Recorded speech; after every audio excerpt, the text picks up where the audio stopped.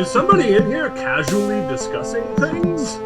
Oh, there you are. Welcome back, travelers, to the Wanderer's Tent. Man. It has been quite a steamy one out there today, as usual. Probably about 130. I like to call it an upper decker on days like today. Cool. I picked up some. A traveling dune trader came by, and I picked up some lovely steamer trunks that I can use to get this stench out of the. Man, it gets quite sweltering in here during the day. That body odor really does. Okay. Yes. Okay. So, welcome everyone to the Wanderer's Tent. Today is kind of a special day. It is our 5th time gathering here in the tent to regale each other with this lively story. So I figured that since we're sort of deep into this little prologue of ours, we would do a bit of a recap today. Get everyone up to speed, get our new listeners up to speed on what's been happening to the party deep in the Athasian wastes, and then, before we dig into it. So one of the things that I would like to talk to the group first is this little magical map that we have here, and Fantasy Grounds. One thing that I wanted to kind of talk to you guys about real quick, and I was talking to Rob and the Joes before we started, is this little button here on the side, which can't see, in the stream, but in the sidebar there's a notes button, and if you click on that, inside there is a place where we all can collectively chronicle this story. So I have 3 entries right now. It's just sort of in its burgeoning state. And if you open those up, you can see a couple places you've been and a little tool that you can use. But you all can add to this and just about any way you want. And one of the things I was thinking, for instance, right now, you see you have the Dry Wadi and you have the Giant's Rest and you have the Travel Pace and Athos. So Dry Wadi was that well that you came to that was dry, obviously. And I've just put in some cursory notes to kind of give you a sense of where that place was. And then there's the Giant's Rest. And one thing that I failed to mention last time was that this natural amphitheater that you find yourselves in now is called the Giant's Rest. So I put in just some basic details about that. Now, unfortunately, you guys can't actually go in here and edit this and add to these specific notes yourself. But what you can do is create a new little note by clicking on that little green button down here at the bottom. So a lot of discussion was happening. We had a lot of campfire talk last time here at the Giant's Rest. And, you learn some things about Chase. You learn some things about each other. And then some bad shit happened at the end. And this would be a good place for you to go in and add some of your own notes. So, for instance, if Ma'ak wanted to make some notes about at the Giant's Rest, he learned that Chance, or Regnus, definitely does not like being noodled around in his head without prior authorization. That'd be a good place for him to create a new note that says Giant Rest, Ma'ak. Any of the others of you who might want to add one could add Giant's Rest with your own character name. And then what I can do afterwards is I can collate all that into the primary note. So same thing, Dry Wadi, any information that you might have that you wanted, questions, like things you might want to return to. Like, for instance, here's something that I was thinking about with the Dry Wadi. All of these locations are supposed to be home to a druid that oversees them, especially places like wells. So that wadi was completely dried up. What about that druid? And you guys were in such desperate straits at that point that you didn't really pause to consider that idea of like, is there a druid around here that still oversees this place, and perhaps does that druid have answers to the reason why this wadi might be dry? Unfortunately, you didn't have time to really contemplate that thought, but it's a good time to go in and be like, dry wadi, note, druid, question mark. Why wasn't there a druid there? Is there a druid there? Is that something maybe we want to return to? So, and then anything else that you can possibly think of, you can populate these notes. If you find yourself with a little bit of downtime while we're playing, like your character's not quite got the spotlight and you've thought of a note, boom, feel free to pop it in there, and we can start to build this story together. And then I would just say this travel pace in Athens is actually a good little note for you guys to be familiar with, because this is going to tell you basically what you can accomplish in a day in terms of moving through the Athasian desert. So that's a good little resource to know that is there while you do your planning. Okay, so that's the bookkeeping stuff that I wanted to kind of get through real quick. Is just to kind of introduce you to the note-taking capability of Fantasy Grounds. Just a test now, question. Does everyone actually see the notes button? Because I had to add mine. Mm-hmm. And if you don't see that, you're going to go down to the bottom right-hand corner of your screen where it says library. No, sorry. I keep doing that, and that's wrong. Upper right. Go to the upper right corner to the little wheel and the little settings wheel, and then you're going to hit the sidebar button, and then here, if you just hit the play button, it'll populate the sidebar buttons that you need to, the most important buttons you're going to need playing the game.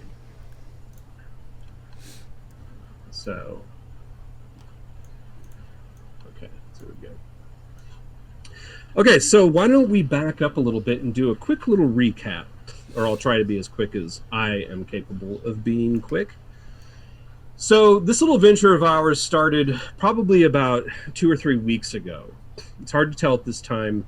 Time in the desert can dilate very easily, especially when you don't have any method of tracking time outside of making ticks and a piece of clay, which none of you have really been doing outside of the village of Cled. But Desi and Ma'ak began this adventure with a couple other companions.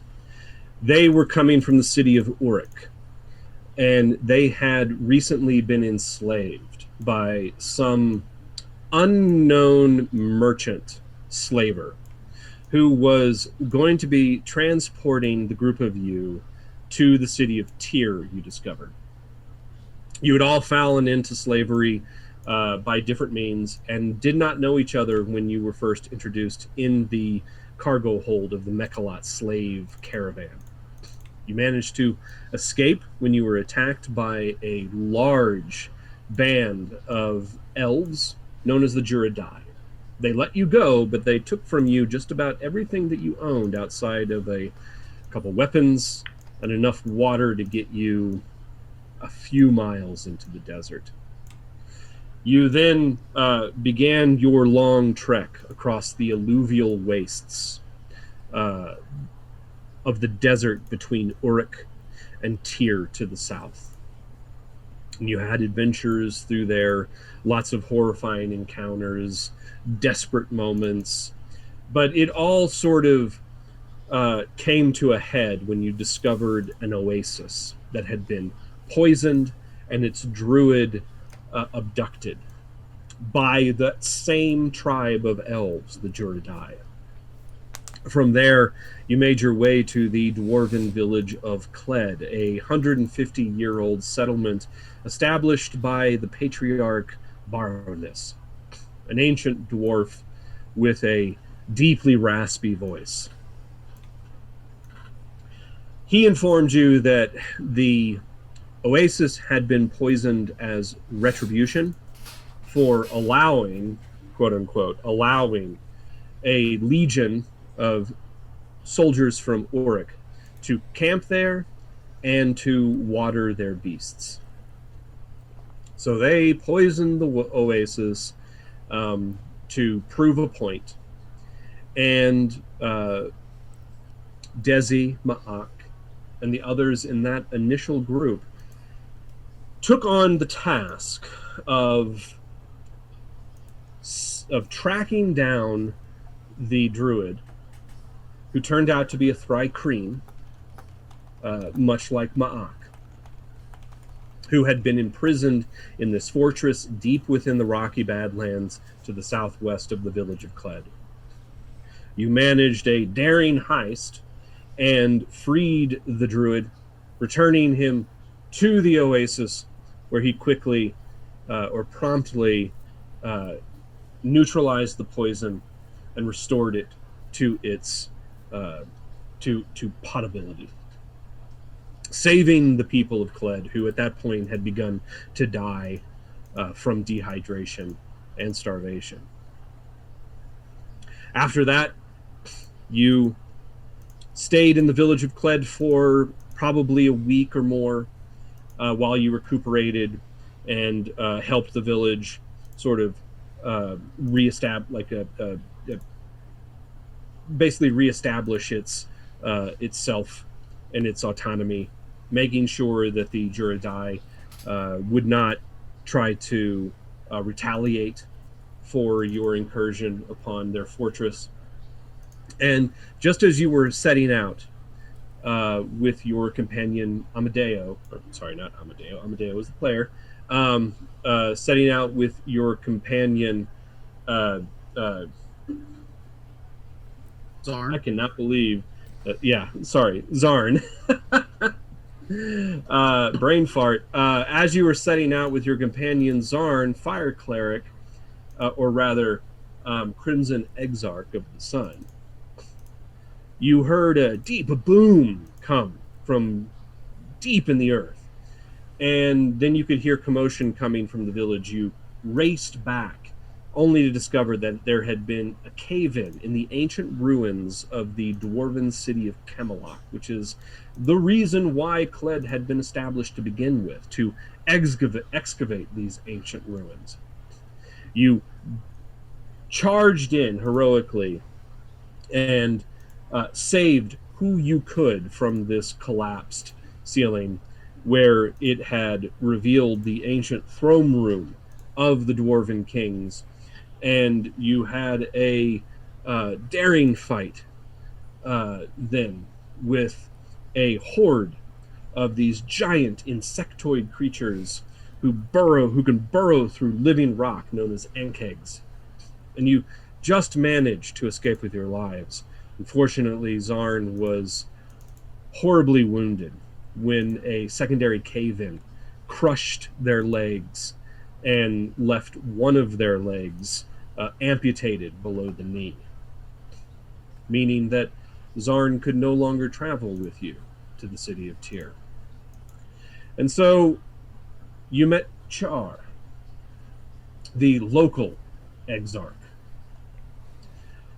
who had been working in the ruins for years now, translating the ancient hieroglyphs found there. Baroness decided to close the ruins until they could secure them adequately, which could be weeks, months, perhaps even years. And so he tasked Cha'ar with accompanying the group of you to the city of Tyr, where you would take with you some of the ancient texts that have been copied from the Book of Camelot Kings, so that you could attempt to try to figure out how to translate sections of the book that at this point had become utterly indecipherable. In addition, he asked you to make contact with some of your merchant contacts within Tyr, so that you could try to replenish the diminished supply of Agafari timbers used to hold the ceiling up. along with some other minor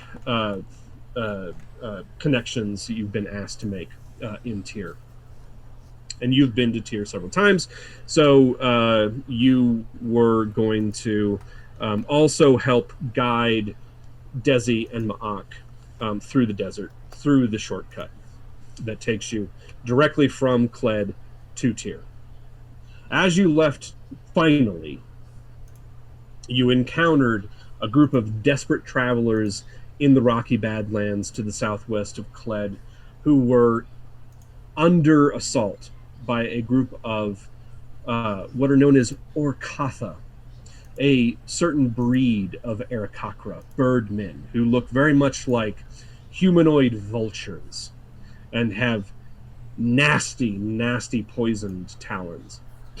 You helped to save them from their plight, and in the process, you met your new companions. Geza Akos, a different breed of Aarakocra known as Silverock, a hawkman. A half-giant by the name of Craucus. A rogue by the name of Regnus, prefers to be called Chance. And then their employer, Iban, a merchant from the city of Nibene, who was in the process of dying from extreme dehydration, and unfortunately there was nothing that you could do to save him. And in his dying moments, he handed out to the three traveling with him, Regnus, Craucus, and Gazakos, statues, little statuettes that were the only remnants of his vast caravan of antiquities that he was taking to the city of Tyr to sell in the markets there.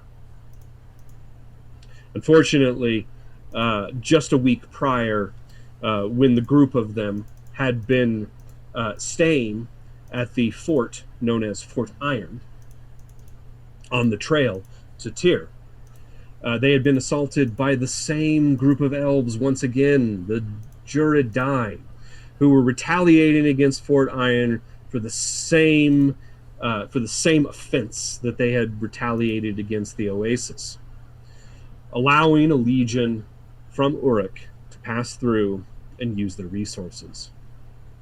A terrible disease swept through the fort first, causing this bloody flux, dysentery, diarrhea, vomiting, horrifying ailment swept through the camp, laying waste, killing at least 30% of the encampment before the elves showed up and put the fort to siege. At which point, Iban and Geza and Chance and Craucus escaped and were able to evade the elves and flee into the desert. Unfortunately, not long after that is when Iban came down with the flux himself, and nothing that the group of you could do, no matter how much water you gave him, no matter how delicate you treated him, nothing could prevent the wasting disease. And day by day, he deteriorated, becoming more and more exhausted, more and more depleted, to the point where he was in the very final stages of dehydration, literally bleeding from his pores when the Orkatha attacked. And that is the one lucky moment you had, was that in that moment is when the others found you and were able to save you. From there, you made your way after finding a suitable place to lay. Well, sorry, you didn't bury him there. You took Iban's body with you, hoping to find a suitable place to bury him. Char, knowing the region, knew that there was a well nearby. You made for the wadi, only to discover that it was dry, realizing now your hope was desperate and night was coming soon, he directed you to a local waylay station, or just a local stop-off, known colloquially to those who travel, to the caravans and to dune traders and to the people of the wastes as the giants rest. A massive natural amphitheater carved out by some ancient forces from the living rock of the canyons just a few miles away from the wadi. And it was there that you took your respite for the night, and you had quite a campfire chat with each other, getting to know each other better, learning where you came from, how you came to this woeful place, and you learned that Chance does not like to have his mind invaded for any reason, even if it's benign. He was triggered deeply when Ma'ak tried to commune with the group of you. So much so that he screamed and he fled from the group. He came back later and apologized to some of you for his outburst, but his animosity towards Ma'ak seemed to remain. And he holds Ma'ak with intense wariness now.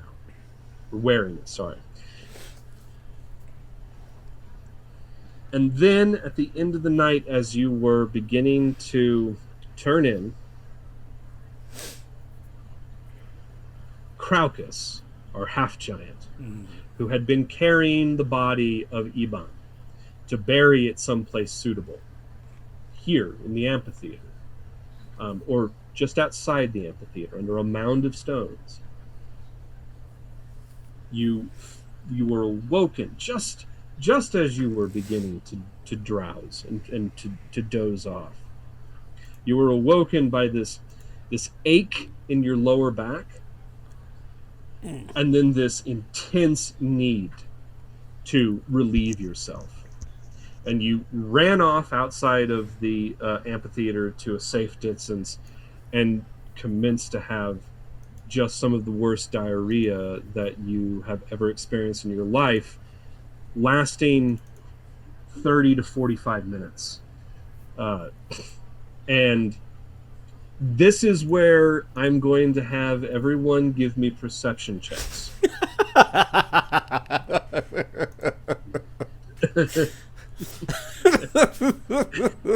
Sorry.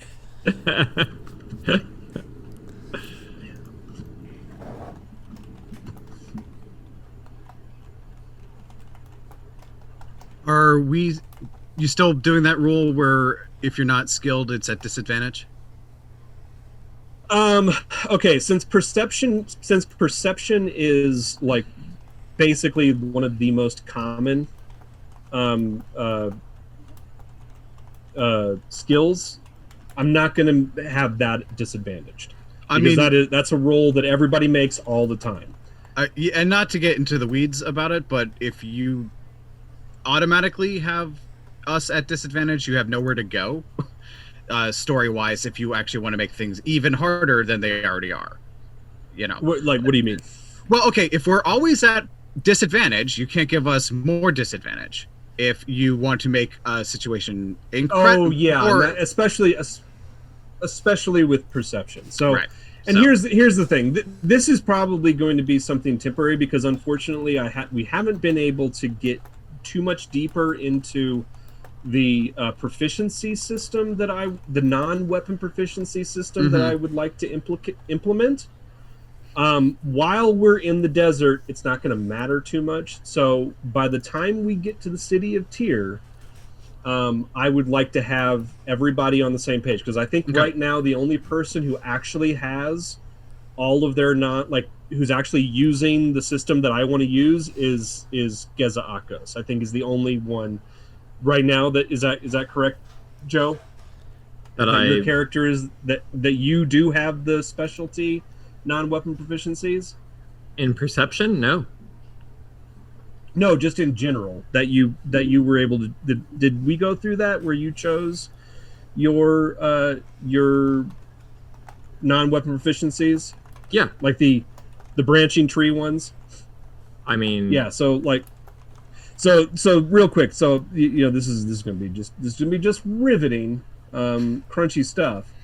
But so for instance, right now, Geza Akos has these extra proficiencies, and this will ultimately go for everybody. So he, in addition to insight opens up a insight tree, and so for right now he has insight in read body language, and then the same thing, he has medicine, which opens up the medicine tree for him, and so under medicine he has healing and herbalism. And then under persuasion, which opens up the persuasion tree, is etiquette and diplomacy. So basically, there's another one too, religion, he has elements. So, and that's the way it's going to happen. So basically the idea is that each of these skills is a base skill that opens up a branching, that opens up a tree, a skill tree. So, which you'll be able to add to. So if you have history, then you'll be able to add you'll be able to specialize in non-weapon proficiencies and skills. No, I like that. And that also lets you have all of these base skills as, like, everyone can roll on them, which is the way 5e is set up. But then if you unlock those trees by being proficient in them because of your class or race or whatever, then you open up these ones that nobody can roll on unless they are already skilled, right? Which is the way it used to work in 2e. That's cool, man. That works. I like that. Yeah, and so, like, for instance, if you want to do a persuasion, you could not do persuasion using etiquette or diplomacy. It would just be a base persuasion, like just like your ability to kind of like your own inherent charisma. And I'm going to increase the difficulty for untrained skill checks. So, like, if you just want to do a standard persuasion, that's technically going to be a pseudo-skilled check. It's natural ability. Well, kind of idea. That which is going to make it harder for you. That is definitely. I mean, like, that's sort of built into the proficiency bonus. That's why it's less difficult for them. But I understand what you're saying, especially if you are in a situation like a party, for instance, where you would need this etiquette thing. Those of us without it, it makes sense that we would be frowned upon or whatever. Yeah. I mean, if you're untrained, like, I think the way that I'm going to do it is if you're untrained, it's going to be... We can talk about this. I don't want to get too deep in the weeds right now. But too late. Let's talk. We'll talk about this. So, okay. So having said that, everybody's given me those perception checks. Oh, there's a little conversation going on over here. No, there is not. What? Oh, man. Yeah, that's going to have to get chronicled. Okay, so we got Desi rolled an 8. Geza Akos rolled a 10. Maak rolled a 19. Char rolled a 16. Who are we missing here? Desi? No, me. I wouldn't be the one who would be rolling it. Oh, that's right. Okay, yeah, that's right. Okay, so we're good. So, Char and Maak. Maak, you hear... Maak and Char, you're awoken by the sound of grunting. But, like, painful grunting. Do you want me to roleplay this? Yeah. Wait, can we just back up to... Fucking riveting roleplay. Can we back up to before the pooping? Yeah, you can't put it back. Well, I'll just want to say before going to sleep, I would have cracked open my gift as well. The crocodile. I would have seen what's inside of it, just privately to myself. Okay. Yeah, okay, you kind of skipped the whole thing with the cryptics of language or whatever those cylinders are actually for. Yeah, the three gifts. So yeah, real quick. Sorry, you're right.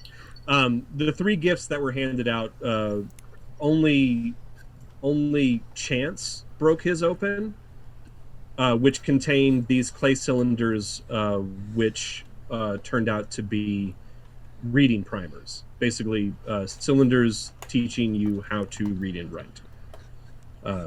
And Geza, Iban told the two of you that that's what was in both. So Geza Akos and Chance supposedly both received the same gift. Oh, I did. And so when you break yours open, it also contains clay cylinders with the same reading primers in them. Well, in that case, I would not have broken it if I knew that they contained the same thing. I'll just keep it solid. So never mind. No. Because remember, he was pretty clear. It was like both of you. I'm giving these. They contain these cylinders with the reading primers in them. So if you don't want to break it open, you want to keep it. I'll just keep it solid, and we can get back to the pooping. Go ahead. Okay. And then the third one that was given to Craucus was not explained.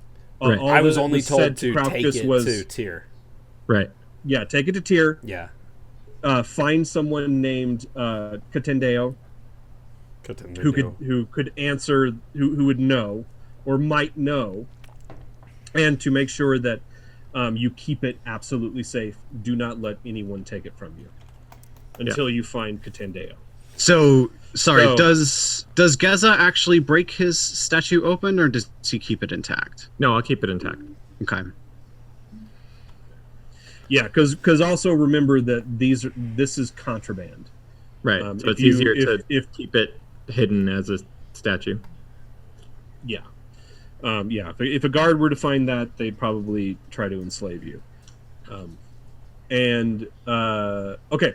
So Joseph, sorry, Craucus. What's Craucus doing over there?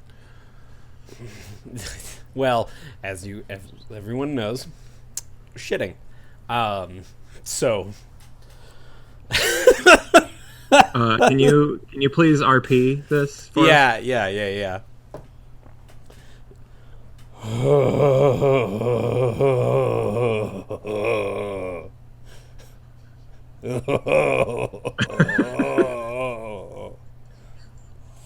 So this is what Ma'ak and Char hear. And they feel the earth shake just a little bit. You feel the same. Can I cast a fire spell to light a match? Yes. Right? Well, there is also this. Okay, we lost 4 followers just there. Yeah. Oh my god. Yeah.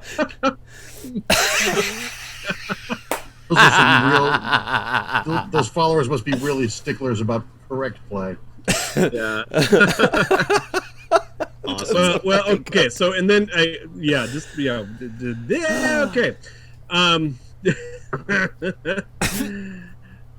Ma'ak, in addition to hearing this, you also get this horrifying stench, just very subtle on the breeze coming your way. No, I want to leave too. Yeah, lovely. That made doubly so because as an insect, I taste the air with my antennae. So why do you have to mention it? So I am doubly disgusted by this experience. I assume, Ma'ak doesn't sleep. I assume I saw all this happen. I saw him run off and then quickly followed by the thunderous sound of him evacuating his bowels. Sooner or later, that probably wakes Sha'ar up. Ma'ak probably doesn't know what to make of it yet. This is his first time. Are you trying to eat it because you're a bug? No. I'm sure it smells just as foul to me as it does to you. Yeah. I mean, excreta, smells the same no matter what species you are. Yeah, no, it's not pleasant. And hopefully it's not attracting predators, which is probably Ma'ak's first concern. But if this goes on for at least a few minutes, I presume, I already woke Geza up the last time I was worried about seeing a shadow on the moon.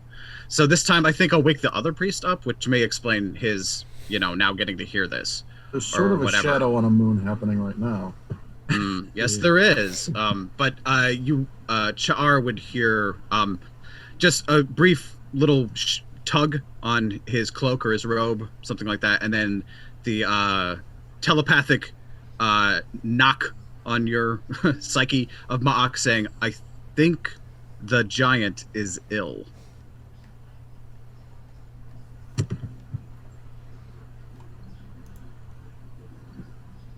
Am I supposed to do something now? It's up to you, priest. Oh, okay. I don't know what to do. You said that in character, by the way. Am I supposed to do something? That's very morbid of you. And dry suppose it you out could- and keep it as fuel. I suppose you could go back to your sleep. But I think maybe he has the same illness that slew his master. And we don't know if this is contagious or communicable. I don't know if we know that. I think it would be wise to assume. It We does don't seem contagious. Well, then we should burn all that nastiness. Yeah. I mean, there was Geza and Crocus. You do know that there were waves over the week that the flux was sweeping through the fort. There were waves, and it always seemed to follow somebody dying. Like somebody would die, and then somebody, like a group of people would die, all on the same day, and then the next day, a whole new group of people would be sick, and it was always sort of equivalent. 7 people died one day, 7 new people had the flux the next day. Is this a known disease, or this is just like some new thing that we just encountered? I mean, you can give me a medicine check. Would that be healing and herbalism or regular wisdom? A regular medicine. All right. Do all of us need to do that roll, or just Joe? Not with a 26. Well, yeah, I mean, you don't really need to with the 26.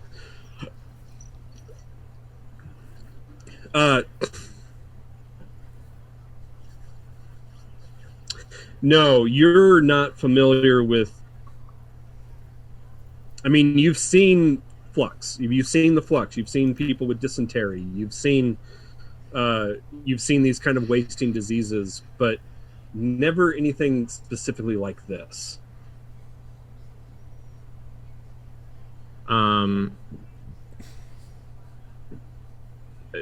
So, in the moment, Geza is asleep, but right now I'm talking about what Geza assumed, having seen this previously in the encampment. Yeah, this is information you would have understood from Fort Iron when you.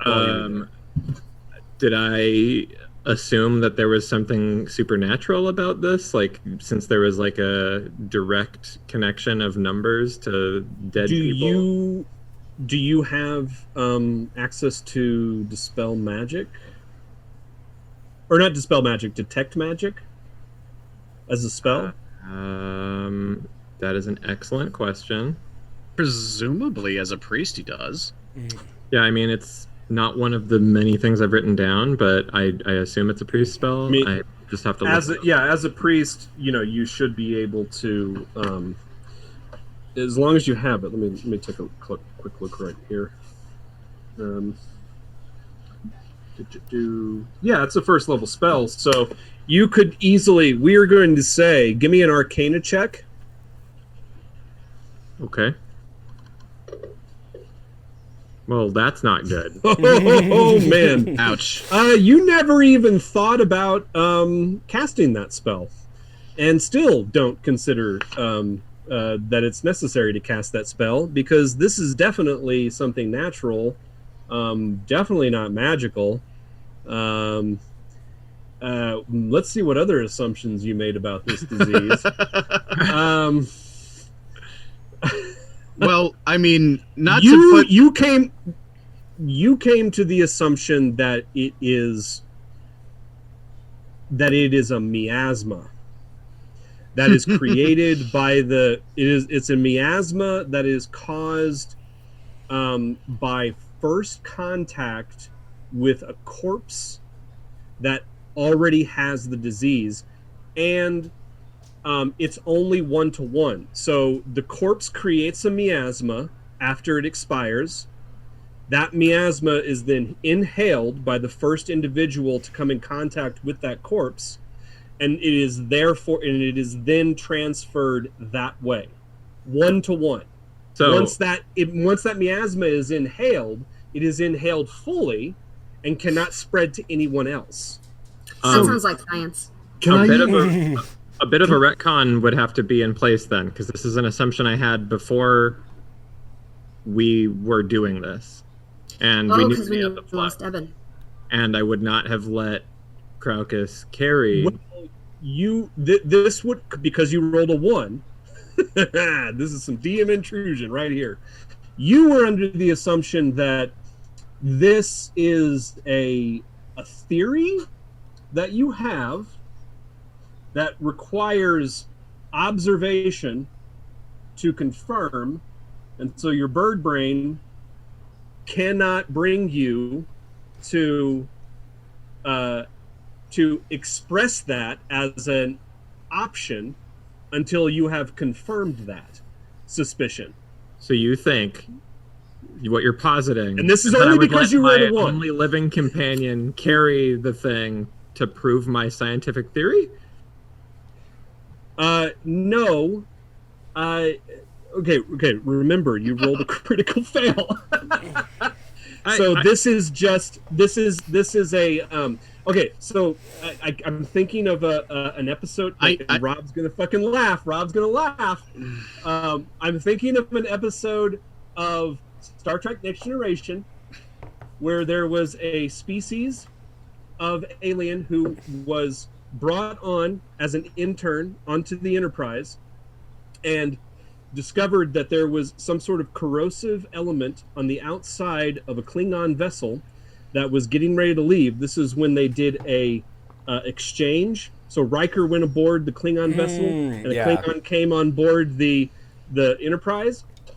And according to his species, this is still D&D, by the way. According to his culture, according to his cultural background, you do not express concern. You until a concern has been proven, you do not express it outwardly until you have absolute proof that you can back up your hypothesis so as not to alarm the unit. And even as I feel that my hypothesis would put someone in harm's way, that's where I'm having trouble. The RP of this.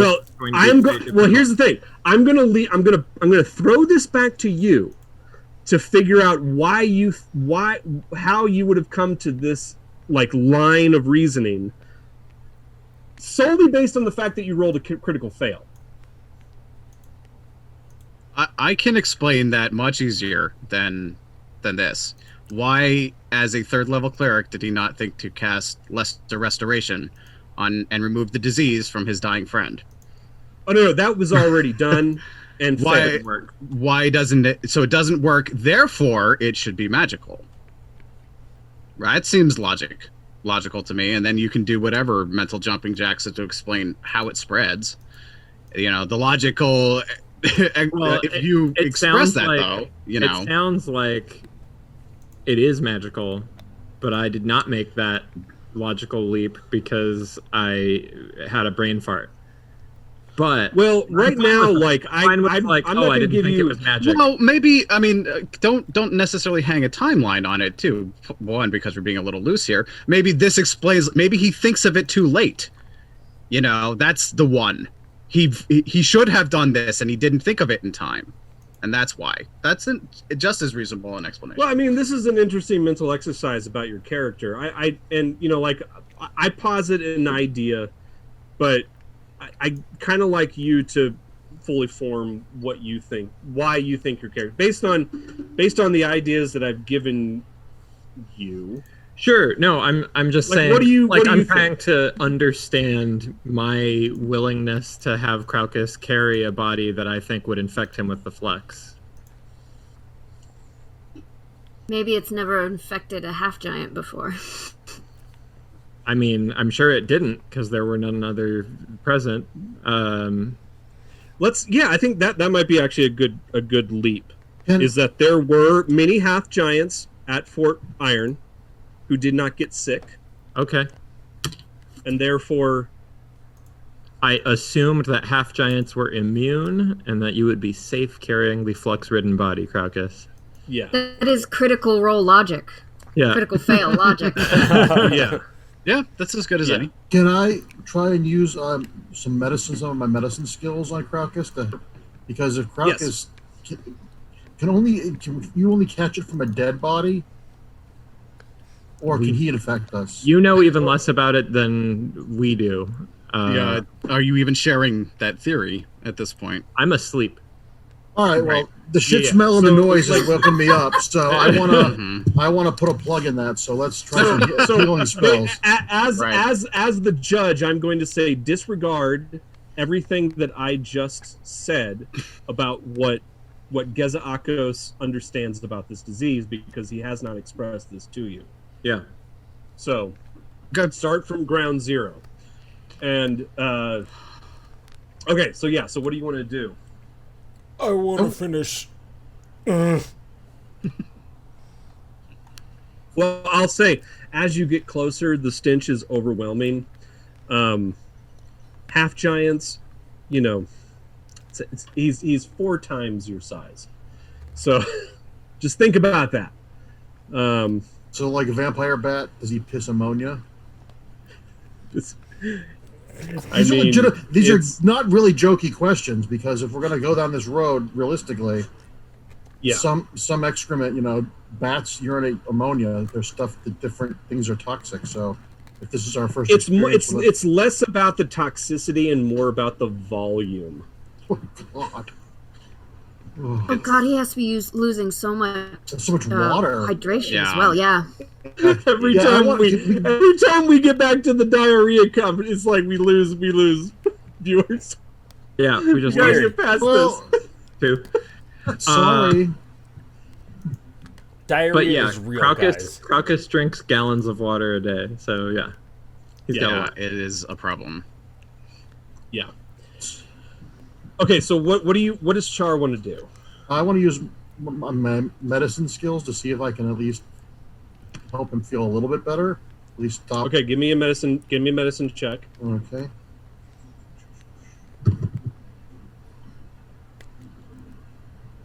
Oh, come on. Like, you go digging through your pouch. Okay. And, this is not Jurassic Park. You go digging through, what ointments and salves and herbs and things that you have, and you realize that though you may have some things that could help, you don't have the quantity necessary for someone of his stature. So even with the small quantity wouldn't help at all. I wouldn't be all or nothing. Would it be you give him what you have that is supposed to help with issues like this. You're not optimistic about it though, because you know that you have what is basically the equivalent of a single dose for someone your size. Then should we quarantine him until we figure this out? Because I'm assuming his waste has also got infection in it as well. So if he's got explosive excrement going on, do we want to get away from him and figure out what we can do to help him? And here's the other thing too is Crocus. You're not stupid. You're not a stupid person. We know that you're not wise, but you're not stupid, and you paid attention to what was happening to Eban. And Eban did experience this exact same issue in the first 3 days. After the 3rd day, we'll just say things were running clear. There was no more flux. There was only urination. And he could not keep any fluids down, and any food that you tried to feed him, he immediately regurgitated. Okay. So you have a feeling, just based on 1 + 1, You got 3 days. 3 days of this coming. Okay. Can I roll a nature check to see if there's anything I can do right now to alleviate or help me? Yes. At least, okay.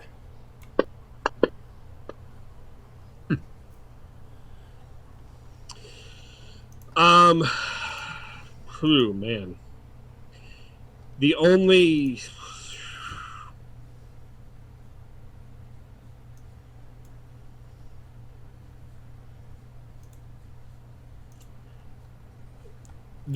thing that you can think is to keep a wide berth from the group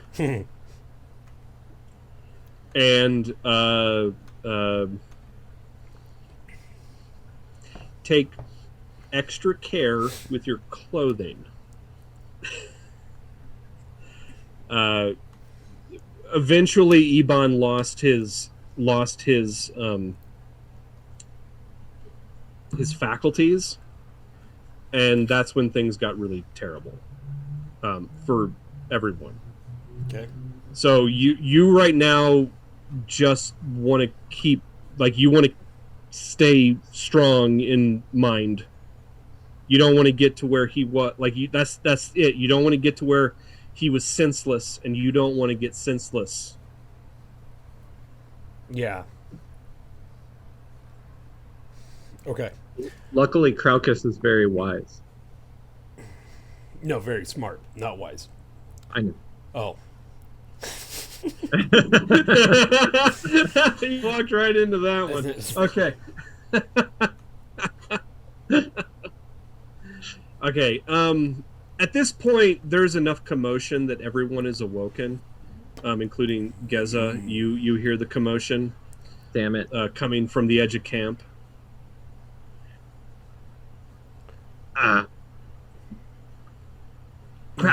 Craucus, no. You should be immune to this. None of the other half-giants got it. You have the flux?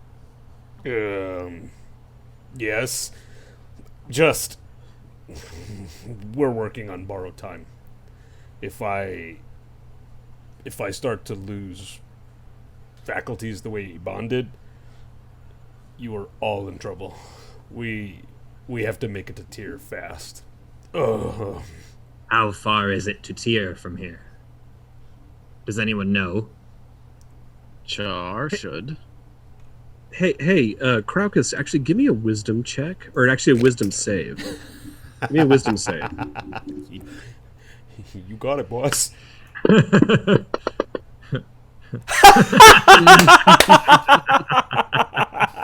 Wow, that's a negative number. I rolled a natural 1, and I have a -3 to wisdom, so...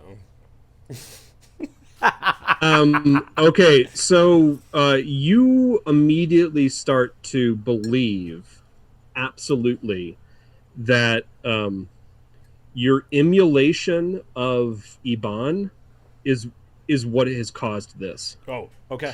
and you must find someone new to emulate if you are to save yourself. Okay. You got to find, like, new alignment, new, like, absolutely, like, all around you've you've got to. Okay. You cannot be Iban anymore. Okay, I'm gonna as much as you love Iban. I'm gonna roll a d4. Ma'ak is 1, Desi is 2, Char is 3, Geza Akos is 4.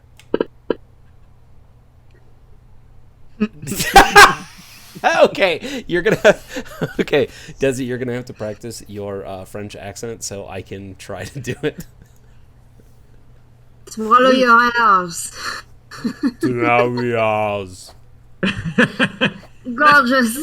His accent's giving me the flux. Gorgeous. How dare you? Oh, good lord. You sound like Arnold Schwarzenegger. Yes, it does. After a major stroke. Major diarrhea attack. Okay, let's keep it in the game. And there go the rest. There go the rest of the viewers. Okay. All right, let's everyone go to sleep. What? We have to rest. I'm gonna go back to the village, guys. No, I mean this is great. I mean, I love that you're trying to do a French accent horribly. I'm trying to do a French accent as Crowcus. It's so in character. It's so in character. It's Crowcus. Yeah. Okay. We must rest, everyone. As ridiculous as he sounds, that is wise. I'm spent. We all need a good rest before we head out on a long, fast trip through the Athasian sands. Ha ha ha! I agree with you. Are you all making fun of me? How dare they?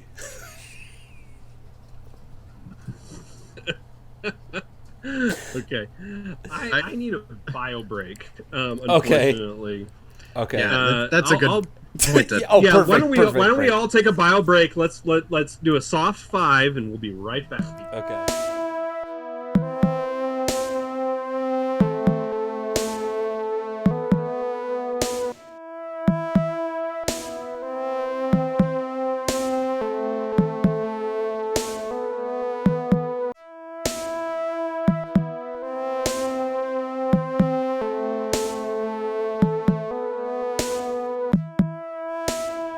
Well, after that very sobering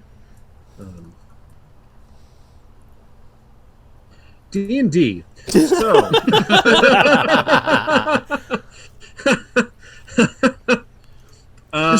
This week D&D stands for Doo-Doo and Dragons. Stop that, God. Yeah, doo-doo. He's doing his job, okay? Or is it just do and do? Oh, God. It's a crappy job, but somebody's gonna do it. Crowcus is right, everyone. We should get a good It's our duty. Stop it. God. We're number two. We're number two. If we don't get a good night's sleep, we'll never be able to get across this desert. It's true. What will be, will be. We need our rest. So everyone, please go to sleep. There's like a little bit of Gerard Depardieu happening in that voice now, and I like it. Gerard Depardieu. Oh, there you go. Mark, I'm gonna fly to California and kick your ass. Bring it on, my friend. I have 51 years of untapped rage. Let's see what happens. Oh, it's tapped. This is great. It's tapped. It's tapped. Okay, put that stopper back in the bunghole and let's get going. Okay, yeah. So Geza basically says we need to get a night's sleep. Now, as you, so Crocus, what are you, like? What's your plan? Because your stomach is still grumbling really horribly. I will rest. And you don't think that this is going to end anytime soon. It's calmed down slightly right now, but the waves of nausea keep overcoming you. I will sleep slightly apart from the group, and we will see what will happen. Close enough that they can come to my aid, but not so close that I shit upon them. Okay. Give me a Constitution save. Oh, see, that's what that's what Daddy does. Natural 1, bet. Oh, yeah. I mean, you're able to control and kind of. You feel like you might be able to get comfortable. Everybody else give me perception checks as you head back to your little campsite. Ooh, check me out. Hey. Before Nice. I lay down, I'm gonna put my hand on Crowcus and say sleep tight, bud, and give him guidance. Okay. So you have I can roll a D4 on top of that, right? D4 on an ability check of your Nice. choice. Oh, okay. Then wanna I add will that roll to it your on top con? of that, yeah. 16. Okay. yeah. You think you might be able to quiet those grumblings enough to get some sleep, get some shut eye.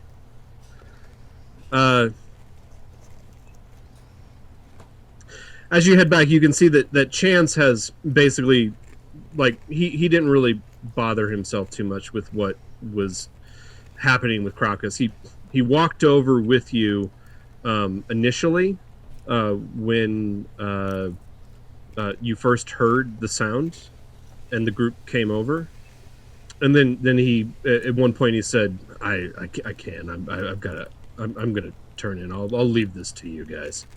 And he left himself, and as you come back you can see you can see the mound of him laying underneath his blanket bedroll up sort of towards the back of the amphitheater, sort of away from where the campfire is.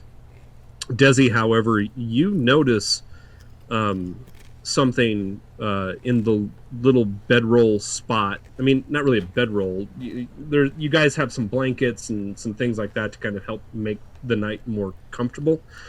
After you've led Cled, you don't have anything like in the classic tradition of a true bedroll, but you've got blankets and stuff. But you can see where Crocus had posted up where he was going to sleep, and you can see where his blanket has been kind of tossed aside from where he jumped up and ran off outside of camp. And you can see where his knapsack and pouches and stuff like that are laying. There's like a large stone, maybe the size of Crocus's fist, sitting on top of his bedroll, his blanket, which is odd. Almost like a stone may have fallen down from above, but you're underneath the amphitheater, so you're not sure where it would have come from. I want to wake up Chance, or Chance, as I would say. And say, I want to ask him about it. Did you see that rock fall? Did you put that rock there? As you push his shoulder, you hit something hard, and a stone tumbles away from where his head should be, under the blanket. Sacre bleu, he has ran off. He has made fake person shape under his blanket, you are telling me? That is absolutely what I am saying. Accused. Sacre bleu. I will, I want to tell, am I connected to Ma'ak? No, not actively right now, I would assume, right? Because that's not automatic. It's not automatic. I mean, I don't know what I have Mind Link up because I was using it with Sha'ar. So, I mean, if Desi looks at me, we can... No, but like a signal or two, and I can... We probably have a shorthand if you just want to... You make like a click or two in Thrycreen. I know that means you want to... Well, for the the purpose of the podcast, maybe it's that or and then I know to connect with Desi. That's fine. Exactly. Yeah. Well, sure.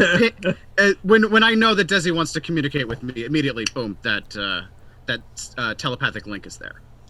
And then I will reach out for Geza with my hand, because I want him to know too, and I will say, Chance has run off. Well, maybe he's just scared he'll get the flux. Maybe I was thinking perhaps you fly up, and in the sky you may have a chance of seeing him. I could give it a shot. I'm not the best at flying, but for short trips. Yeah, unfortunately, the amphitheater itself is about the dome of the amphitheater is about 150 feet high, and then the plateau of the mesa above is probably another 50 feet. So there's no way that you could fly up to and land anywhere, right? On this side, you could fly up 50 feet, and then do you have the float? Like are you able to glide back down to the ground at this point in your life cycle? No. Nope. Yeah, you need to land after flying 50 feet.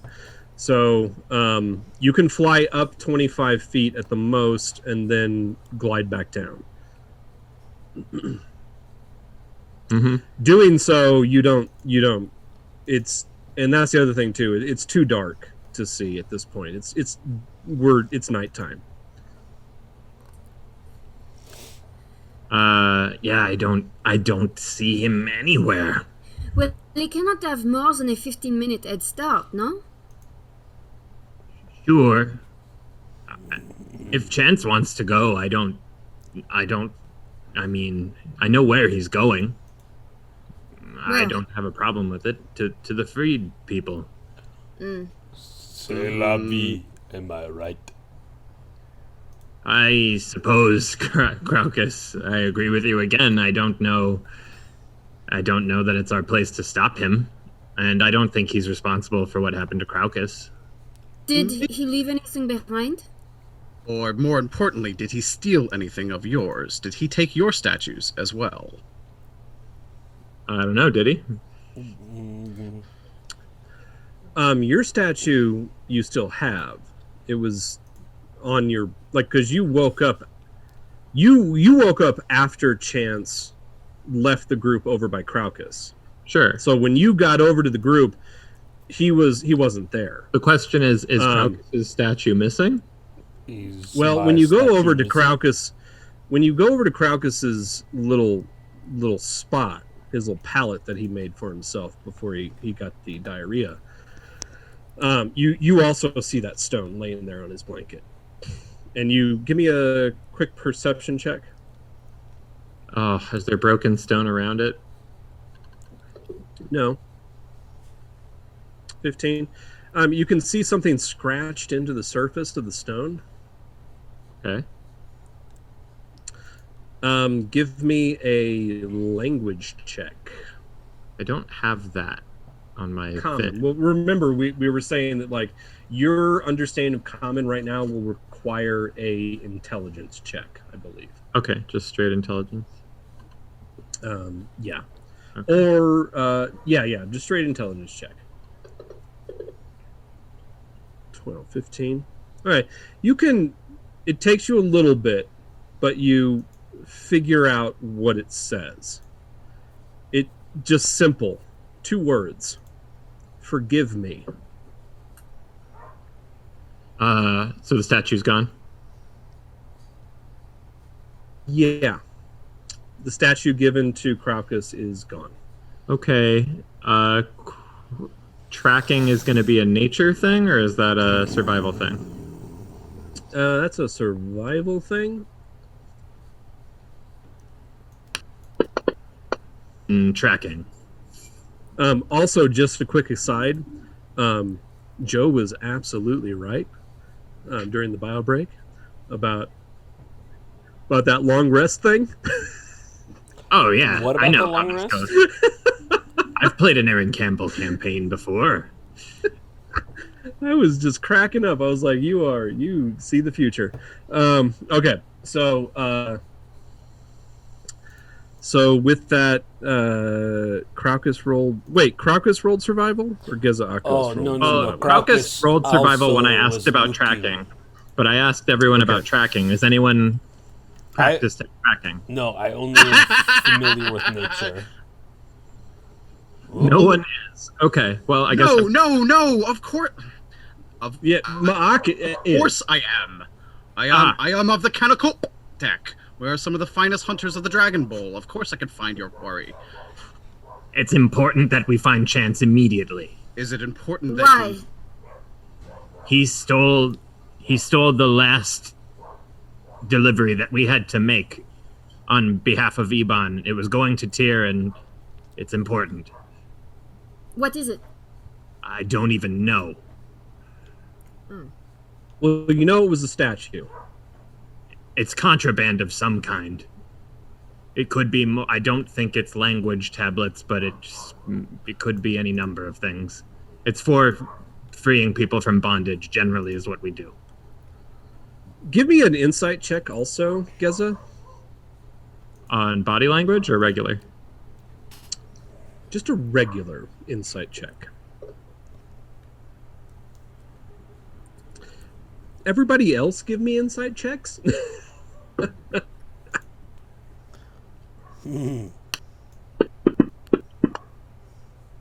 Hey. Okay, so we've got a 7. Okay, Desi. You're really the only one at this point. During this chaos now, you're the only one that has this clear thought that penetrates. Wait. Wasn't Chance illiterate? Yeah, of course he was. Then why does the stone say, in your mind, Desi? Why does the stone say, please, why does the stone say, forgive me on it? How could he have written that if he was illiterate? Yeah, actually, I thought you'd mess that up, actually, Aaron. So, no, that's a good clue. So he knew what these were. He knows what they're worth, and they are way more valuable than he let on because he can actually use. Let's go He kill lied to him. us about being illiterate, and he lied to us about knowing what these were.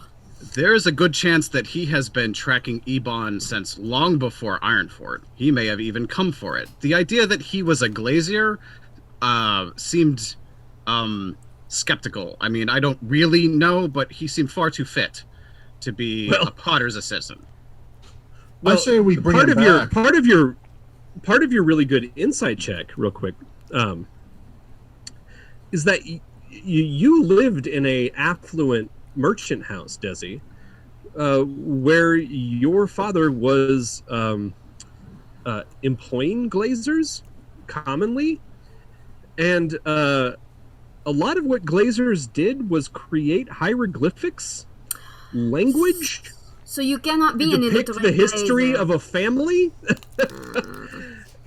And so suddenly it all makes sense. If he was the royal glazer, he would absolutely be literate. Oh, he is a liar. Well, I we hate it don't when know what liars lie to me. we don't know Neither what do game. I. Let us go get him. You don't know what game he's playing, but we do know what we can track him, right, Mark? Of course we can. Yeah. Okay. And, so you want to give me? Oh, and I'm sorry, I cut off Mark. What were you saying? Can we let's find him and threaten him with some of this flux poop to tell us what's going on. Now we also cannot trust. We cannot trust that he is actually going to the free people. We have no idea where he's going. If we This threaten is to true. infect him with the flux, he'll tell us the truth. But we have to find him. Yeah, that's and I am fine. saying that we have no idea where he may have gone because all of his stories have been lies. Oh, I hate it when someone is a better liar than me. But has Mock ever mind linked with him? Because can we try and track him Yes, that way? and he freaked out terribly. Immediately. I can find him through conventional means as well, my friends. Well, then Don't somebody worry. stay here Well, with let Crocus us- and let's go find him. I will not be left behind while this guy is lying all over the place. Let us go get him. You're going to give us away with your flatulence and your... I have no flatulence. Perhaps it is best if you stay And you should here. save your strength. I am super self-conscious talking around Crocus, but Why would you be super self-conscious talking around me? I cannot imagine. I wonder. We Also, don't know and how I'm not this is- gonna.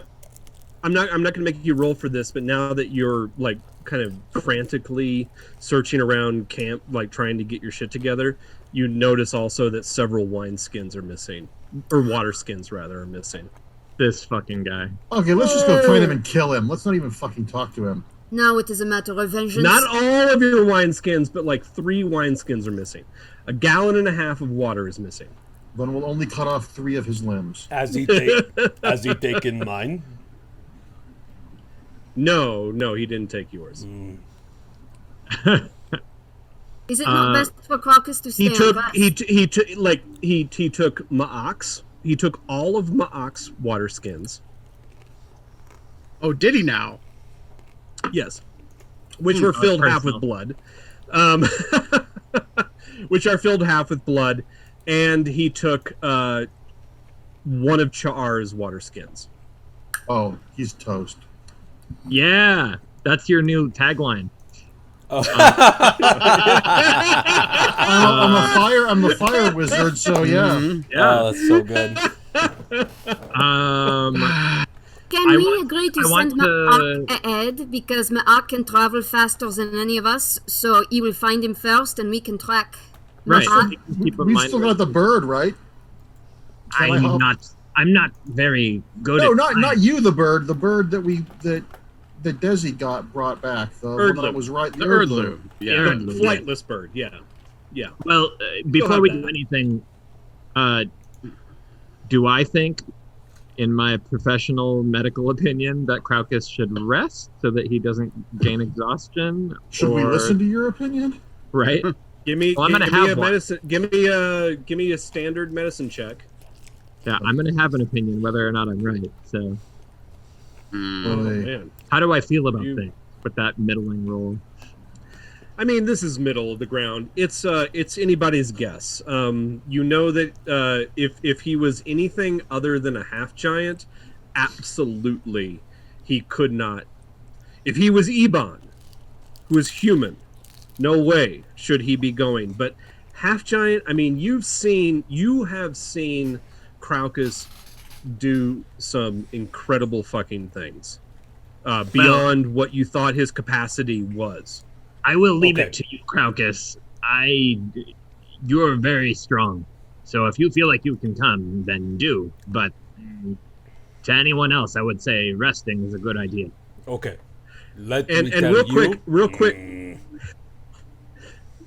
Craucus, as you come over and you can see that Craucus has very clammy skin, and he's sweating and kind of drooling a little bit out of his mouth. Like, I mean, he's holding it together like a champ. But Craucus, as you come over, give me a quick little investigation check on that rock. Okay, I will look at the rock.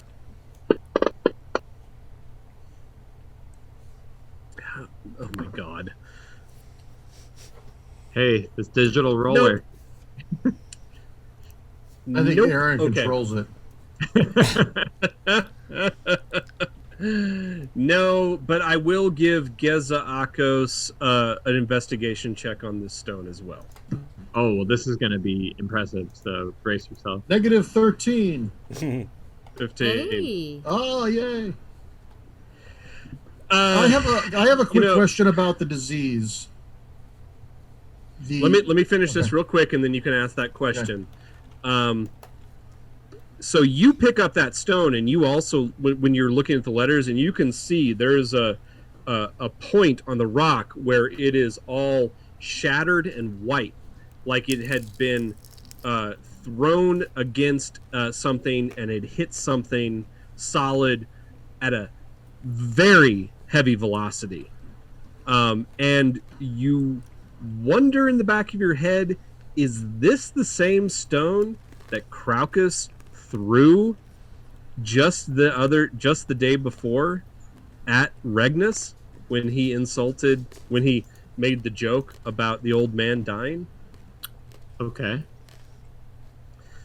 So, Char, what were you wanting to ask? Do we know that that the disease behaves the same way for every different race and species? Because something that Geza said made me wonder if half giants might have this might just be like a really bad flu for them as opposed to fatal for everyone. Do we know that? Well, is there a way to find that out? You would have to have a baseline. You would have to know what it is first. And there are a lot of diseases in Athos. So flux isn't a specific disease? It's a random, like, common It can be cold? caused by many, many things. I mean, extreme dehydration causes flux, but what causes extreme dehydration is myriad. It's legion. And as far as I can tell, you can only catch it from someone who's died of it. So as long as we stay far away from Craucus if he meets his unfortunate end, we should be okay. But also probably don't get close to his poop. No, I'm not worried about me. I'm wondering if maybe half giants have. The end result of this isn't ultimately fatal for them. Hopefully not. That's something that you're not sure of. I'm standing right here. We have more important business than whether or not I will die. We have to get him. He has insulted me. He has insulted everyone here. We have to track him. Ma'ak, will you do the honors? I would be happy to track this clutch breaker. He is a clutch breaker, and we will break his clutches across the stones. Yeah, I might even use the Thrycreen word for it. Get talk. Yes, And maybe... Exactly.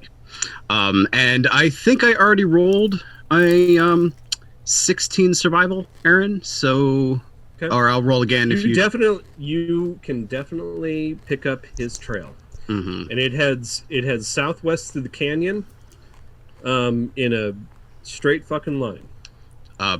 So as we begin to move out, Ma'ak obviously taking the lead with... Does it look to me like Chance was attempting to cover his tracks, or did he assume that we wouldn't follow him? Man, I rolled a nat. Just so you know, I rolled a nat 20 on his sneaky sneaks when he left. Can't tell. I would assume. I am going to say that you have to. You have to.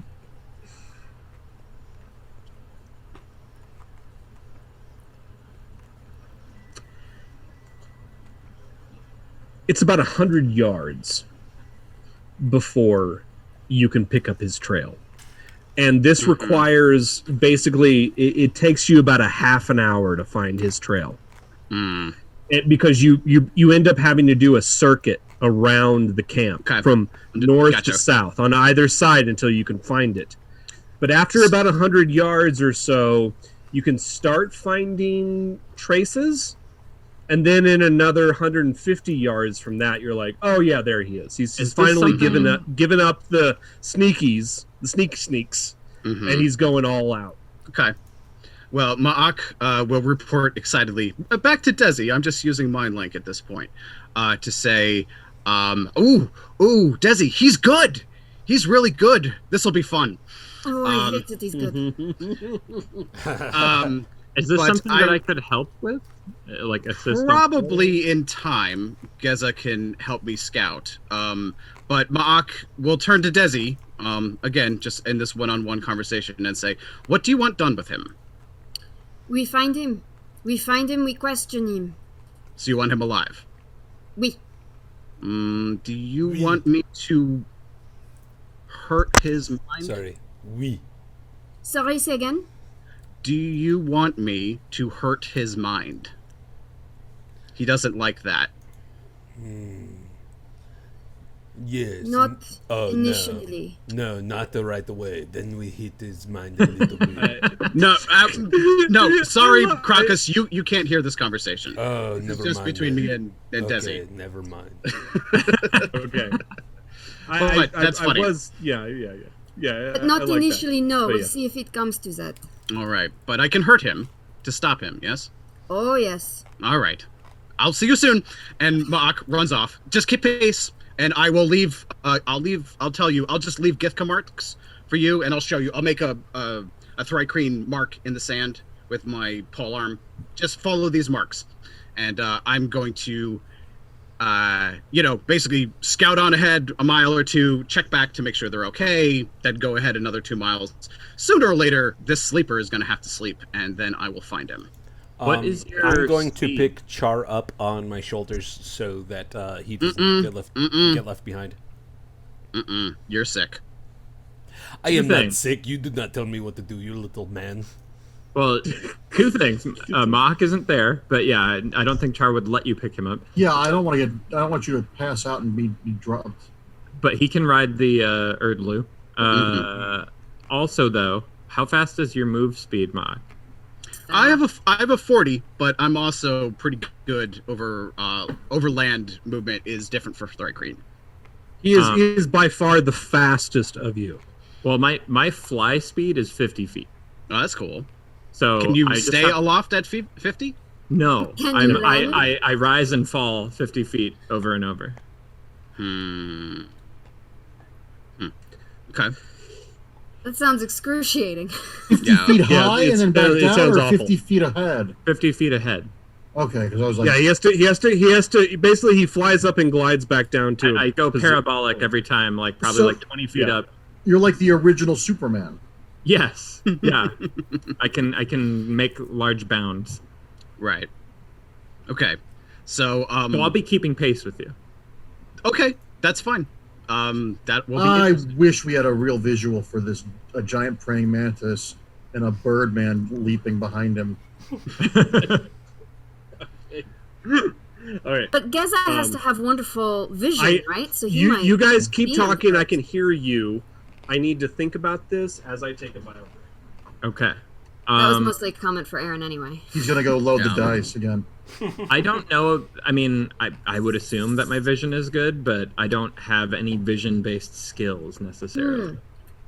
But if you're a bird, you have some sort of inherent night vision. Perception and my survival are really good because my wisdom is really good. But I'm not. You've got a hawk head. Right? I know.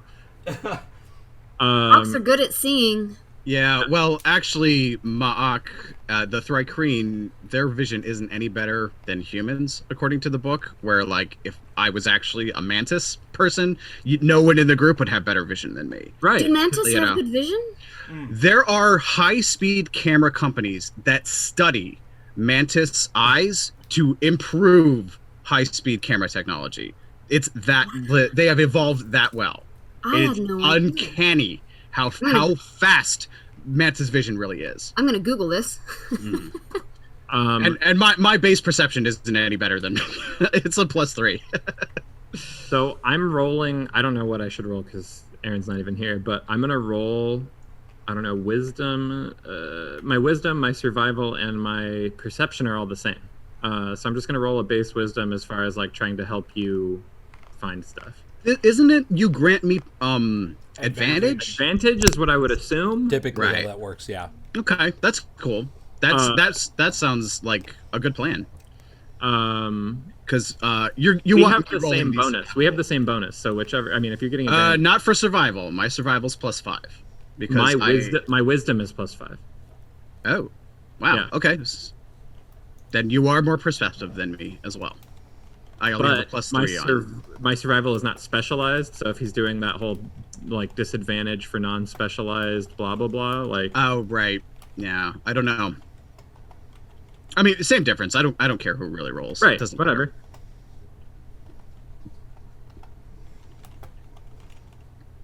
I'll just do it for funsies. Do it. Roll for fun. Whatever. Nothing matters. Oh, nothing He's good. not here. We can tell him anything we want. No one didn't count. I can hear you. I know. We just can't hear you. So I'm just. The tent. Do you not close the bathroom door, Aaron? You think the wanderer can't hear at all times?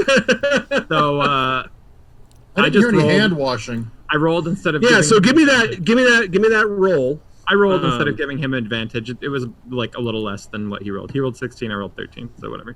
Yeah. Okay. Okay.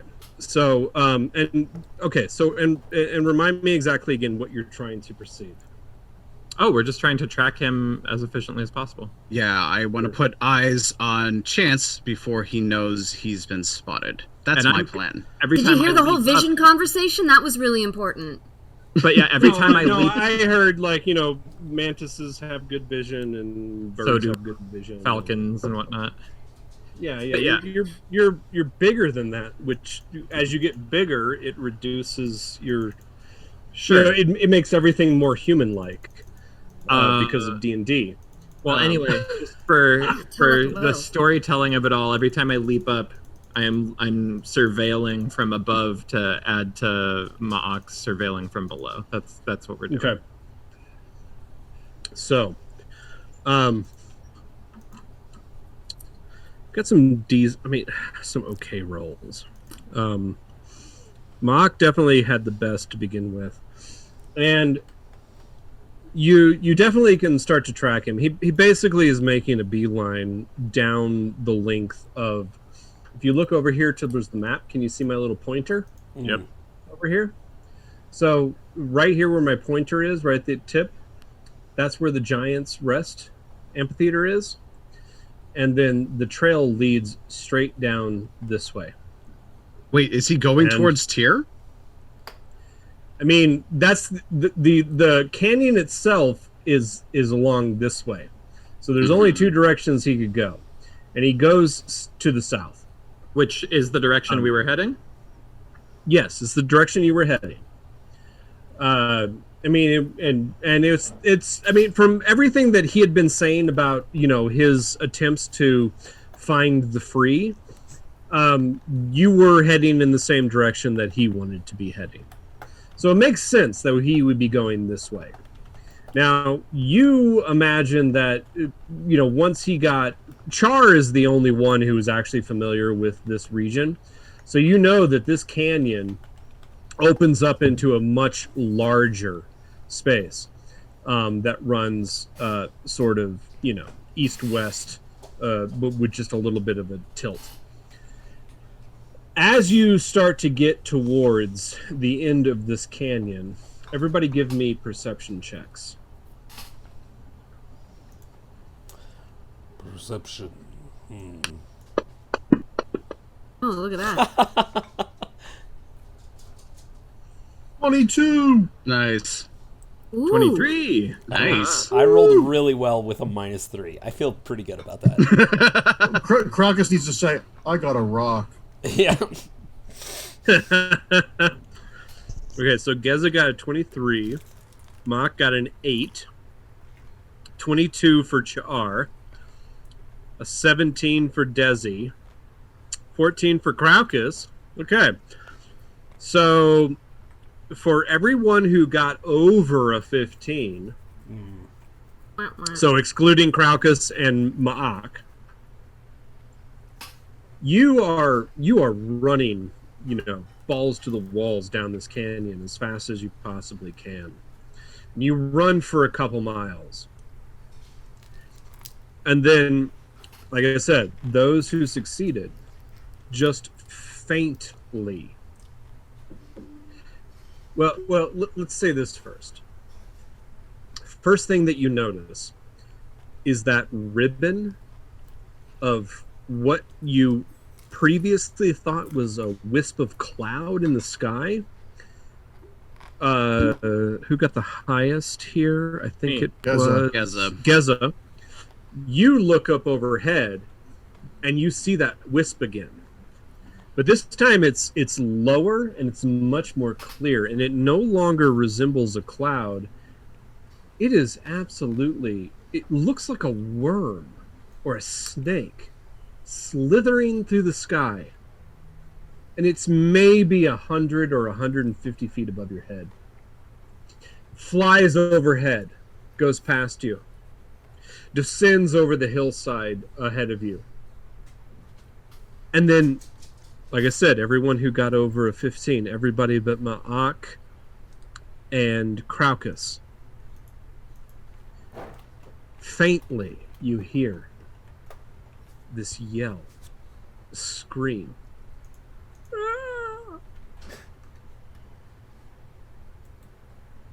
Am I mind linked to Maak, I assume? No, not right now. We're not. You What can. about me? Am I mind linked? That's usually the default right now. Although at this point, I'm gonna be turning mind link off very soon. But if there's something you'd like to say to me, I have a quick question about Mock. Since I know this area really well, can he mind link us all up so everyone knows the geography and the terrain? well, that's not a bad idea. Oh, Okay, sure. Well, if you'd like to do that, I will. Actually, Wait. It's probably not a good idea, actually. What's that? Sorry, Aaron. Go. Hold on. Role play it. Actually make the ask. Well, here's the thing. No, wait. This is Mark. I'm just saying. Mark is the one who came up with the idea. But is Mark just make sure that with us? He's on the Erdlu, so yes. Okay, great. Okay, so then Mark, can you mind link me to everyone else so you can all share on the knowledge of this terrain? So since time is of the essence. Sure, let's do that. So I will we have some time before we close, so I'm only going to basically spend 2 points on this, Aaron, to link myself and Cha'ar to one other person, and then we're going to allow Metaconcert is what we're actually using. Metaconcert lets him share memories, so he can share his memories of basically this canyon and its geographic features. Hopefully Ma'ak can kind of hone in on a little bit of what's important about that as an Outlander background, since I have knowledge of terrain and all that kind of good stuff. And then when we come across something we can use, I'll then one by one share that with everyone else in the group, so we know like terrain that may give us, I don't know, advantage on our first initiative roll or something like that. Well, at the very least, it should give us an edge on speed and getting there. So right, we'll know where to maneuver, or any pitfalls that might get like crevices or stopgaps, stuff that would get in our way too. So that's good. Can we do that, Aaron? What should we roll? Okay, so you're going to base this off of. Okay, so give me. Let me look at Char's character sheet real quick. Where are you? Sorry.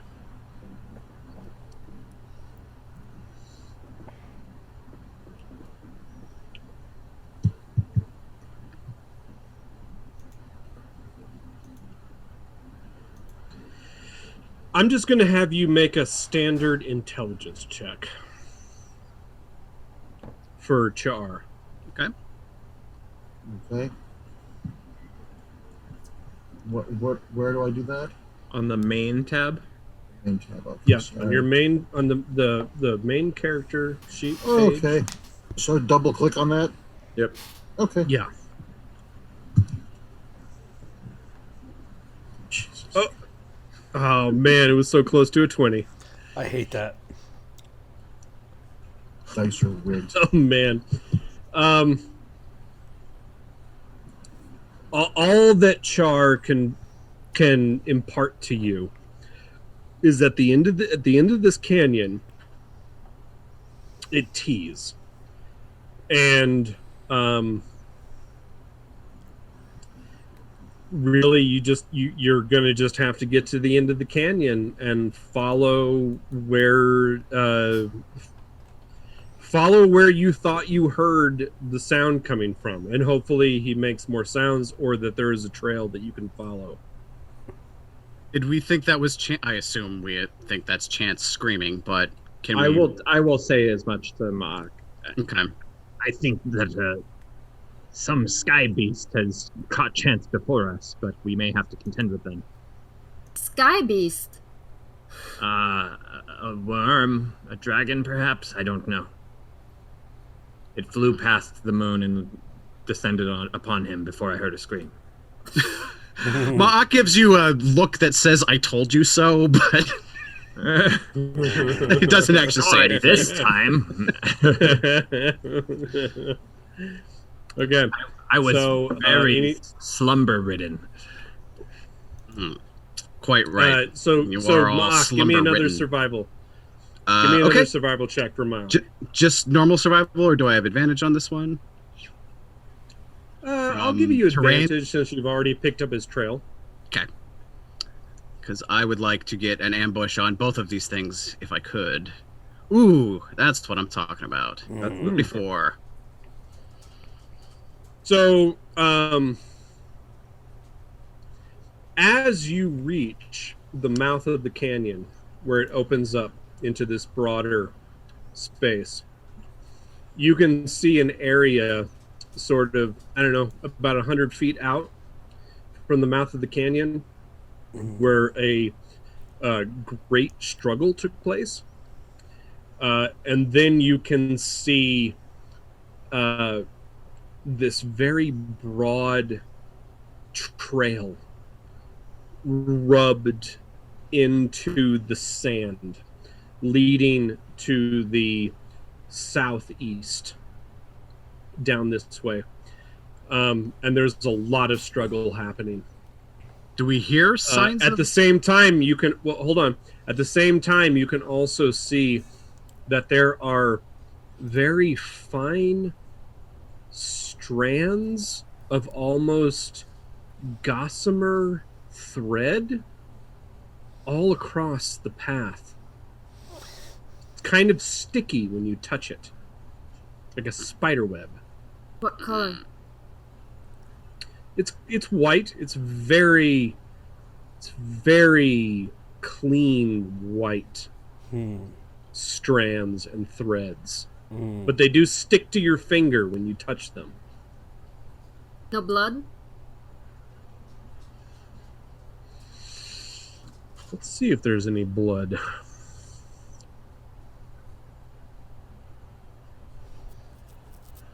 There are a few specks of blood here and there. Not much though. But not like hemorrhaging or his guts were torn out or anything. That's what I'm interested in. Okay. No. Not yet anyway. So, but no signs of either Chance or this creature that attacked him? The only sign that you get is this trail through the sand leading to the southeast, through the canyon.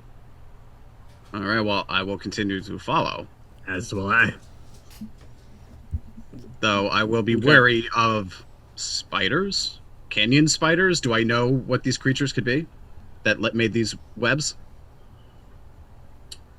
Give me an Arcana check. Arcana or nature? I certainly don't know.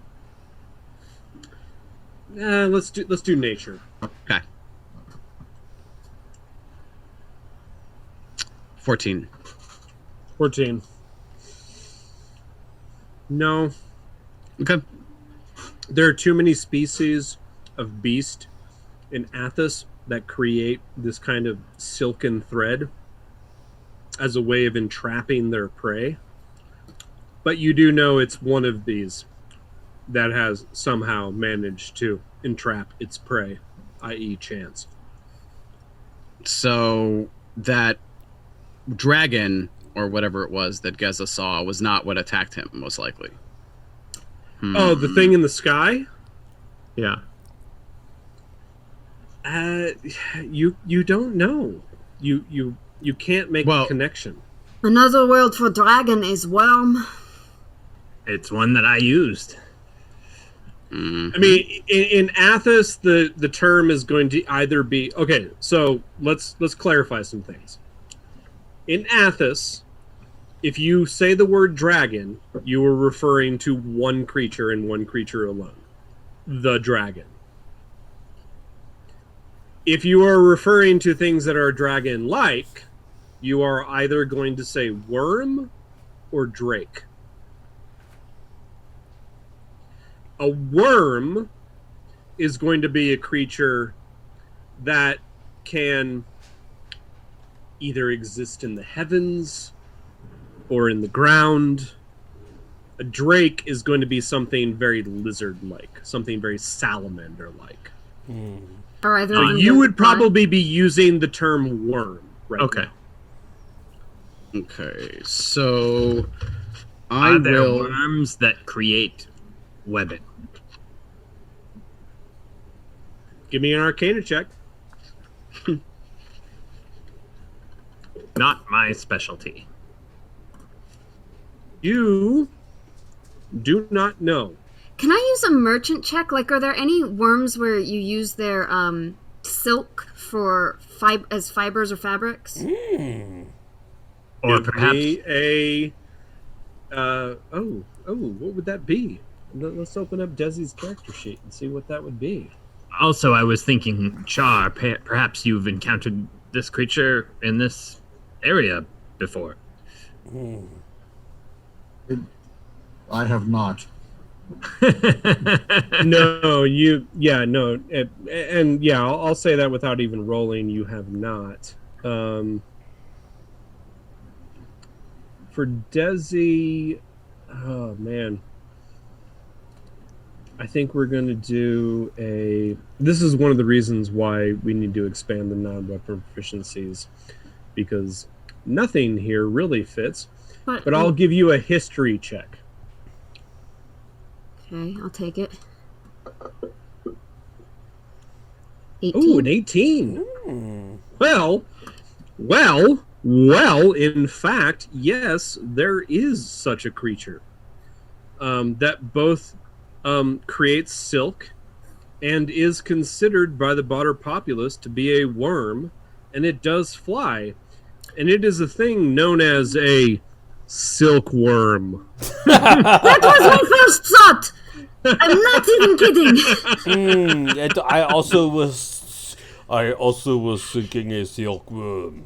It's probably a silkworm. I haven't even said it yet.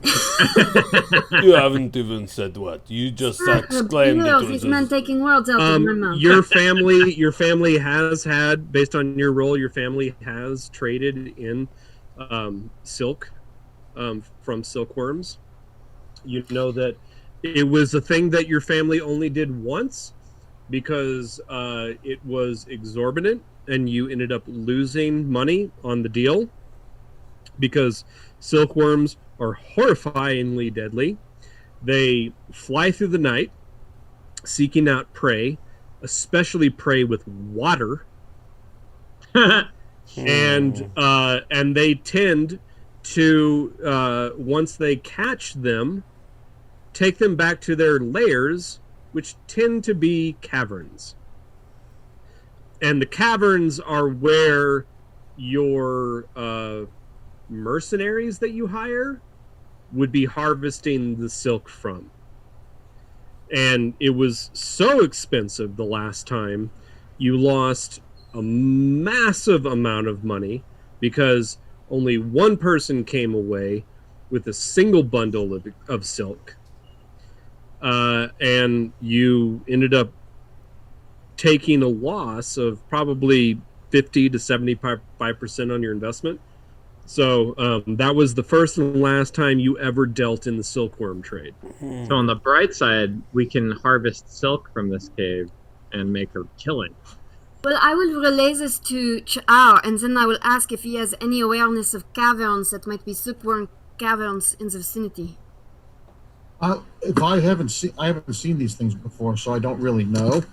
I probably know where there are some caverns around here, but I'm not certain that they're infested or not. Well, I imagine we can just follow this trail in the sand. Is it going to stay in the sand, though? They fly.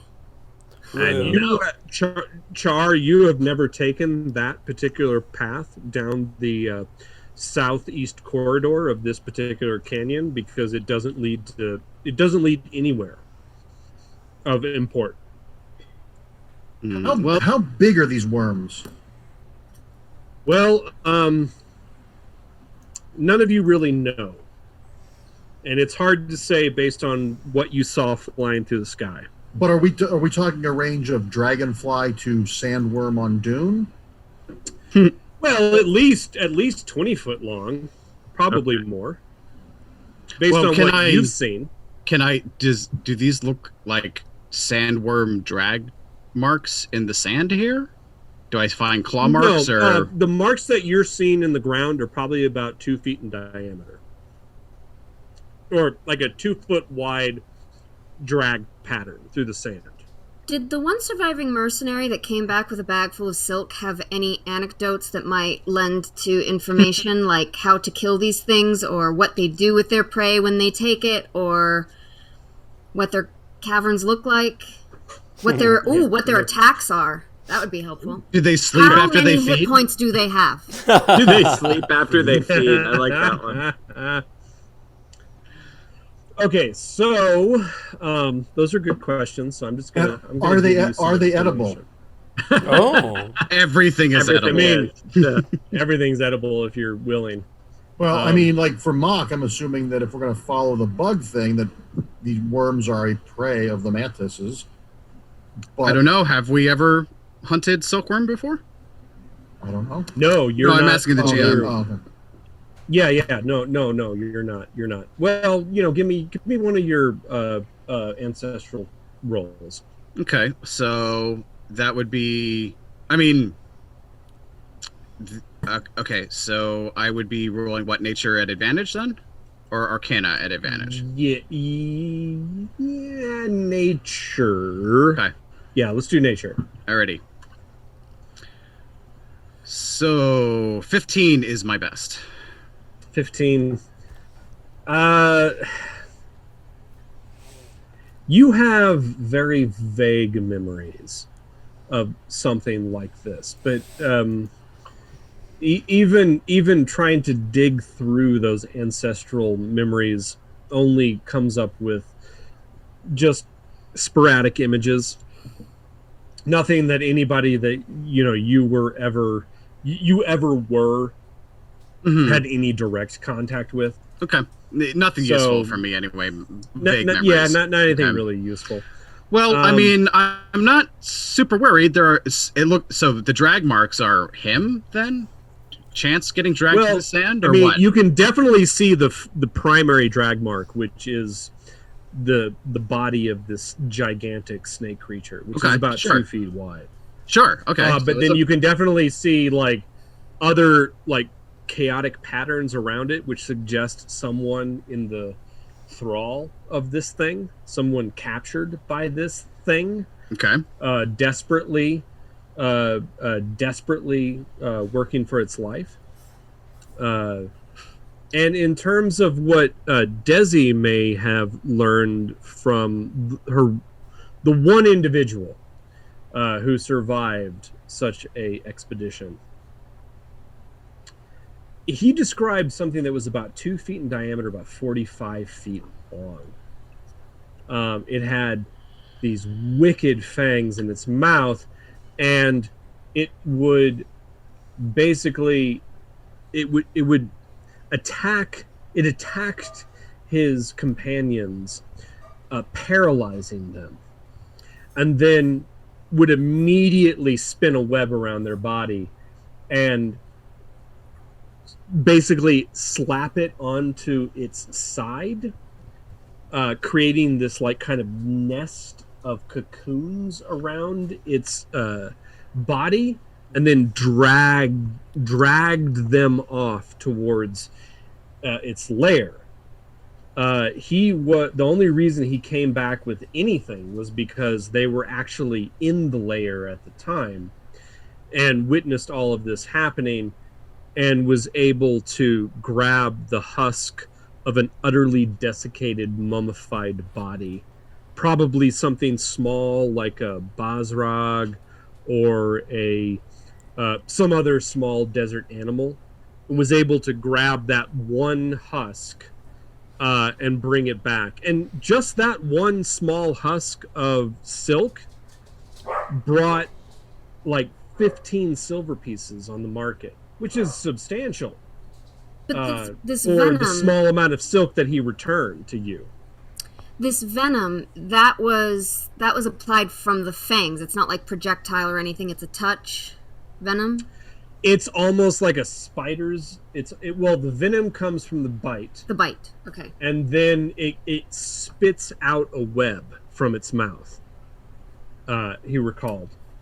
And then the last thing that you ever saw of him was your father selling him into slavery for failing the family. Well, actually, Desi, you can share all of those memories with us if you'd like. Yeah. We've got at least an hour of Mind Link left, or Meta Concert left. So I will. I would also like to gather up whatever fibers that may be left on this trail. I mean, it's going to take quite a bit more to really get anything that's profitable. But yeah, you can. At this point, I don't even need you to roll survival checks. This thing is dragging whatever it has with it back to its lair on the ground, and it's very easy to follow the trail. But it must also be very fast if it managed to carry him off out of sight this quickly. Oh yeah. How far can I see in this light, or lack thereof? Yeah, I mean, it is at this point the two moons of Athos have risen high in the sky, and it is. I mean, you can clearly see down through the canyon because the moons themselves cast this very intense light upon the surface of the desert. So you can probably see, well, as far as you typically can, with some difficulty. Making out fine detail is going to be difficult, but you can still see for a great distance. So probably 100 yards or more, you can probably quite easily see under this light. And it's not visible. Give me a investigation check.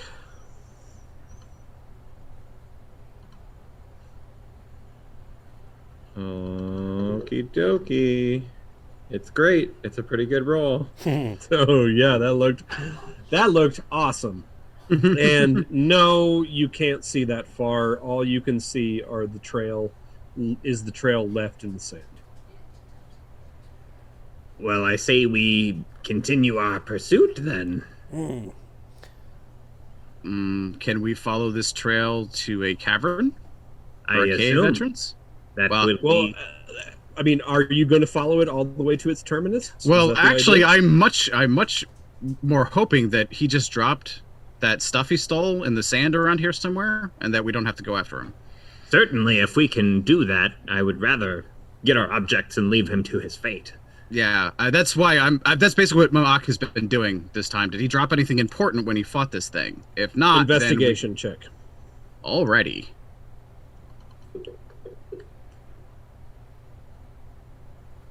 $18. 13. No, in the immediate vicinity, you comb the area. You don't see anything.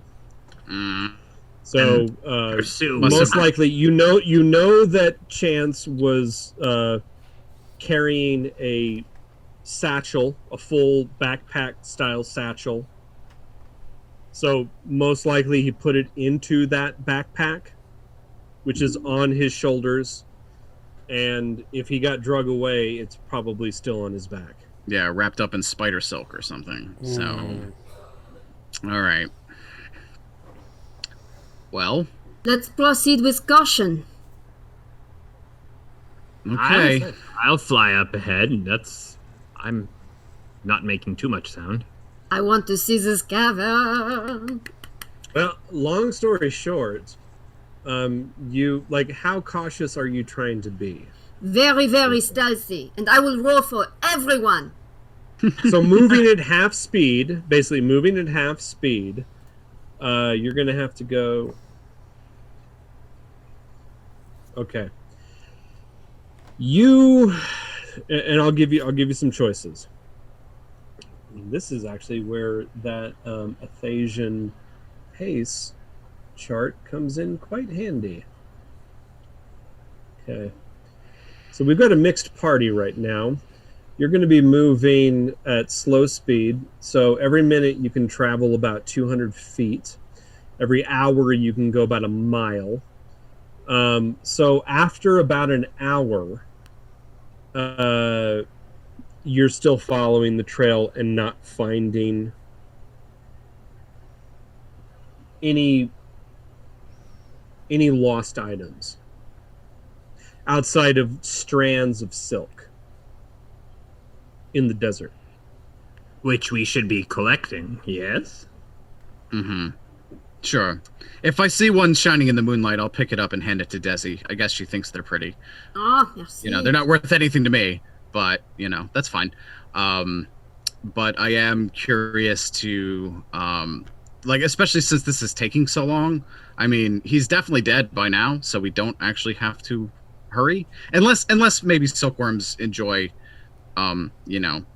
slowly devouring their prey. In which case, there may be a chance, but there may be a chance.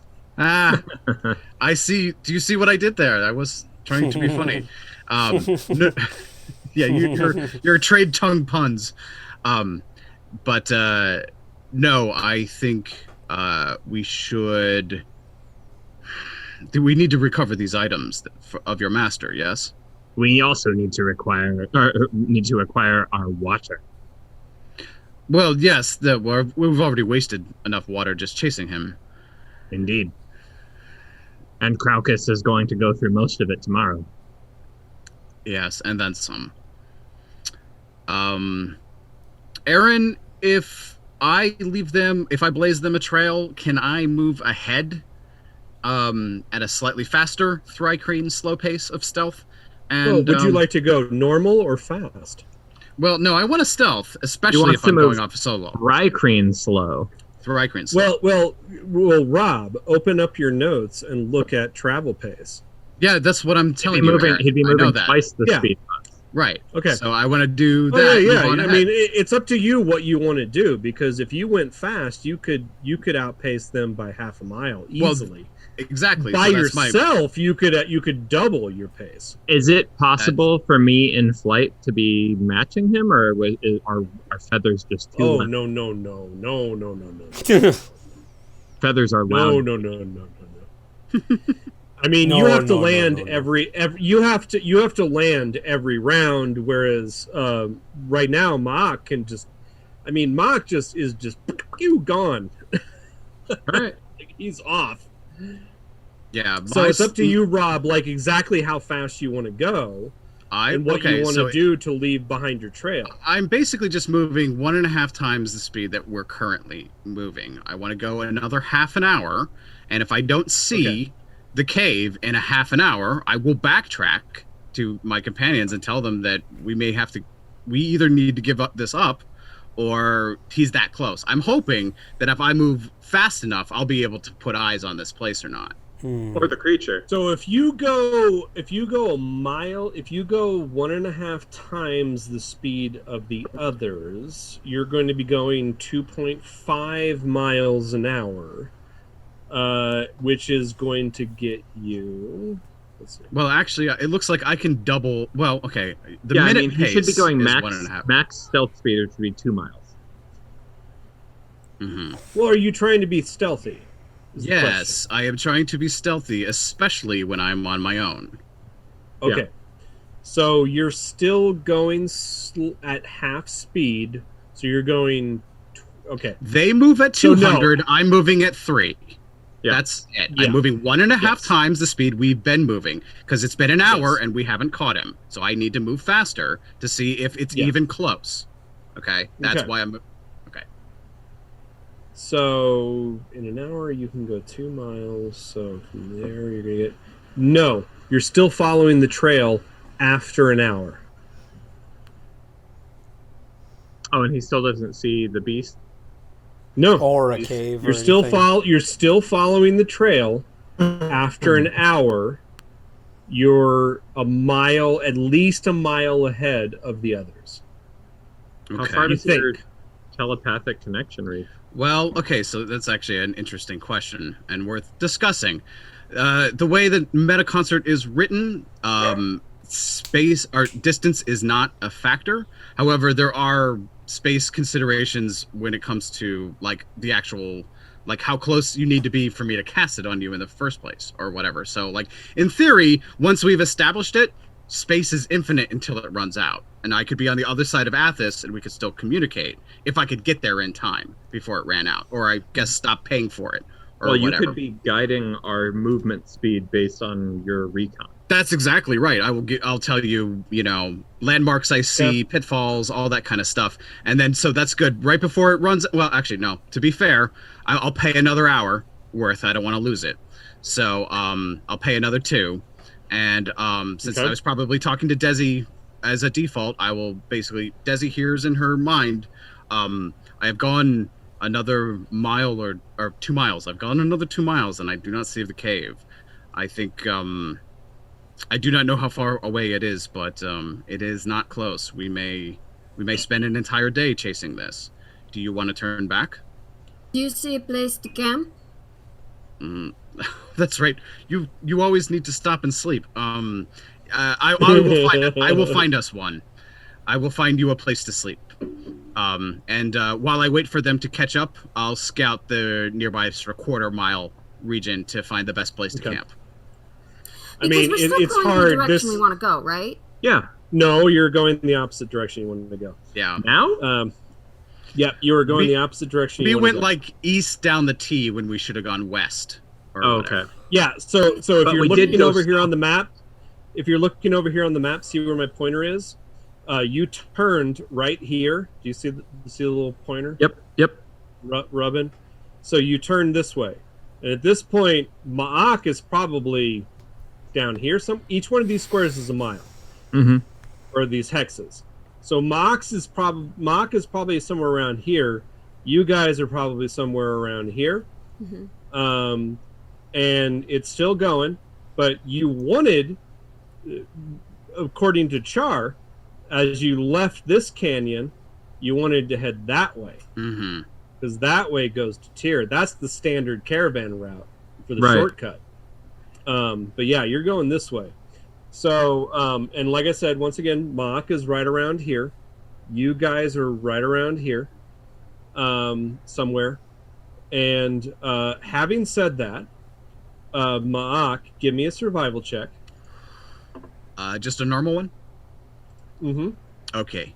Sorry, 1 second. I had the wrong tab open.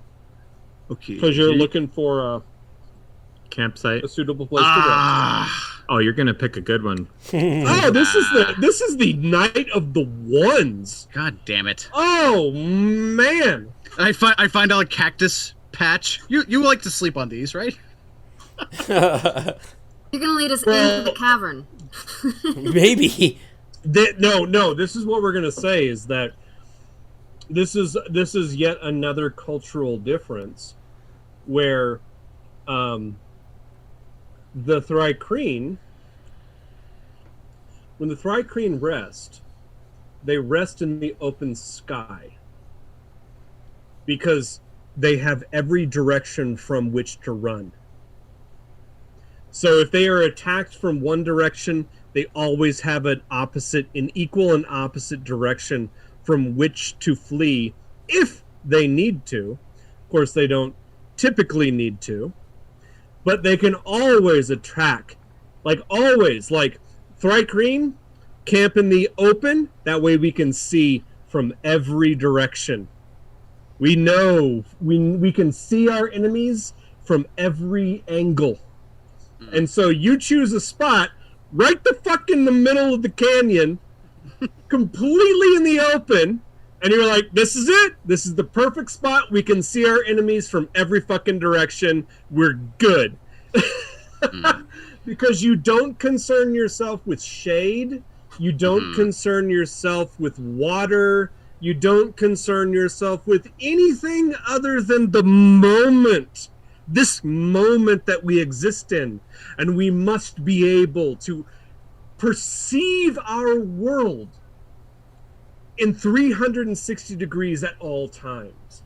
And so, yeah, you're just like, right, this is good. They're right here. Right I'm here in the middle of the canyon. I might have actually picked like a nice, big, tall boulder in the middle of the canyon. Like, so we got a little high ground, too. You know? Right on top of it. So we can see everything. Everything. Yeah. You're like, okay. This is good, right? Like, forgetting completely, now that you're by yourself, that the sleepers need shade during the day, which is something you don't need. Shade is a thing that is just like, why are we sitting in shadow? I cannot see behind my back. Okay, so you find a good spot. Are you going to wait for the rest of the group to catch up now? Well, okay, actually, since we're still in communication, I'll just have them, tell me when you reach the landmark that looks like the upside down Bosrog. Tell me when you whatever. Like just as I can kind of get a sense of how close they are, and I'd like to actually use this time to do some foraging if I could. Okay. So you do some foraging. Give me a little survival check real quick. See what you Okay, forage. so well now I mean technically, as an outlander or a wanderer or whatever, I actually get advantage on foraging checks, and I can technically acquire enough food and water for myself plus 5 other people. Now that's okay. At rules as written, that's 5 humans, which might be 25 Thrycreen or whatever. But in theory, I can at least get double on my survival roll here anyway for foraging. So let's give that a go. And my best is a 14. Yeah, I mean, like, you're not able to find any water, but you are able to find edible plants in the area. Maybe like some cactuses that are juicy, that have kind of a little water to them or something like that? With a 14, no. Like, you're able to find what would be the equivalent of a day's rations for all of you. Okay. Well, but not water. That's fine. I mean, Ma'ak is very happy to be able to provide for the clutch. So, and what? Sorry, go ahead. No, I was just saying. And I was just going to say. Jesus. Okay. I am not going to talk. You finish your statement. Okay, what I was going to say is basically what that looks like is Ma'ak has prepared a feast in his mind for everyone. So it probably on that boulder, all this stuff is already laid out with, the best portion for Desi as pack leader, or at least in his mind, clutch leader in this case. But enough for everyone to eat. And his best estimate for what Craucus will need, which is probably not enough, but more than he would ever give to anybody else. Okay. What portion of this feast constitutes desert insects? Well, technically the Kreen don't eat insects. Oh, is that right? Well, in the source book, it's their least preferred prey. Is that considered cannibalism? Kinda. Yeah, other insect-like creatures, especially things like the Trin and some other mantis-like creatures. But like we prefer even to not hunt intelligent creatures, including elf. Although some people have a problem with their taste for elf. It's usually lizards, birds, reptiles, and whatever else you'd find in normal Athos hunting, I guess. Erdlu and the like is ideal for us. But in my mind, like mantis eat a lot of insects. That's what they eat. That's what their grabby, femur, appendages are for, is for holding insects. So it's up to you, Aaron. I don't really have a problem with it if you think Kreen and Athos eat bugs. I mean, I would think that probably it is a selection of beetles and roaches and centipedes, scorpions, and then probably edible plants that Sure. Things like again, mallow and I mean wild farrow plants and You might say with his nature role, he knows that those things are edible, but again, Kreen don't typically even eat vegetables. So because you're primarily meat eaters. Yeah. Like there's no Bosrogs, there's no Erdlu to be caught. Right. So you gather up what you're like. It's like that episode of Futurama where Bender has to cook food for everybody. And he's like, you like swarms of things, right? Yeah. Well, I imagine like what would probably be a really good one is if Ma'ak finds like a bunch of locusts or locust grubs, like a whole like for him that'd be a delicacy, right? A whole handful of grubs, So for him, they're edible, but And these are the kind of insects that you would find around the roots of certain desert plants. especially like poisonous cactus plants. Okay. Things that are not edible, but you can dig around the roots and find things that are edible. Okay, so and probably slugs and stuff like that too, right? Slugs. Oh yeah, grubs and slugs and all that kind of shit. All right, so it's like a feast for everyone. You guys, you guys can catch up with Ma'ak, where he has kind of set up this little campsite for you. Now what? Well, this is no good.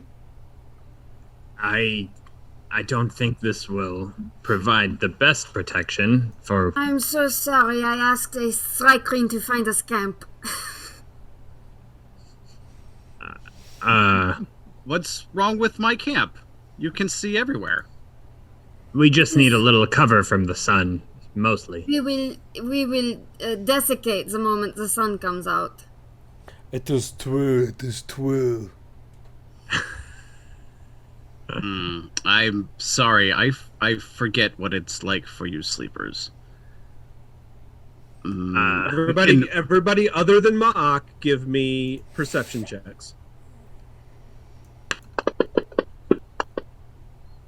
Super good. Even better. Man. There's a lot of good stuff going on. God, we are really ruling it today. Oh, there's one! Hey. Char knows this land. Char. Char, as soon as you show up, I mean, you know that you've got a couple hours left before sunrise, and you can see that trail leading clearly off in the same direction to the southeast. And you're thinking, there's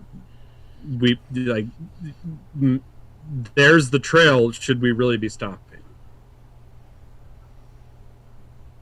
Can I find us someplace safe to spend the night?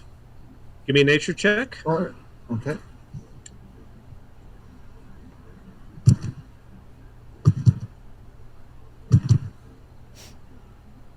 Oh, come on. I think maybe I can assist him. Fuck this game. Well, this is amazing. This is amazing.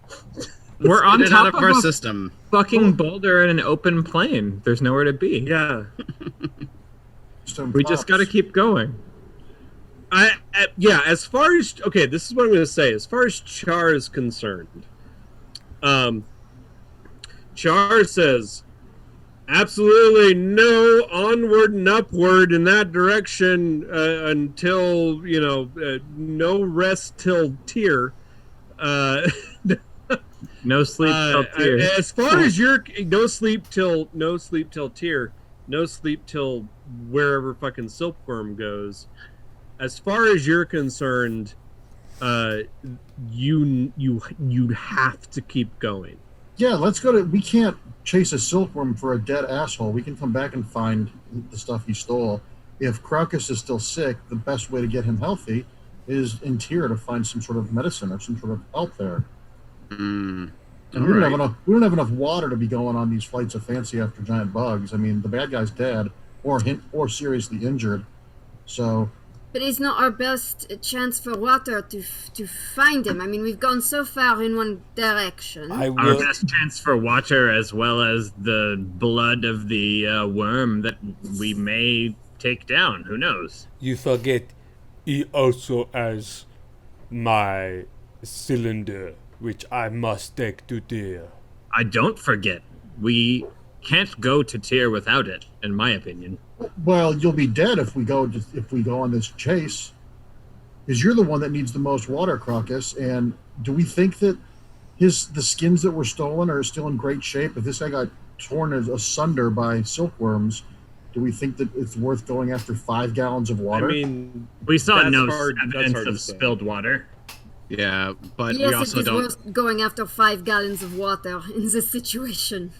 Where else are we going to get 5 gallons of water?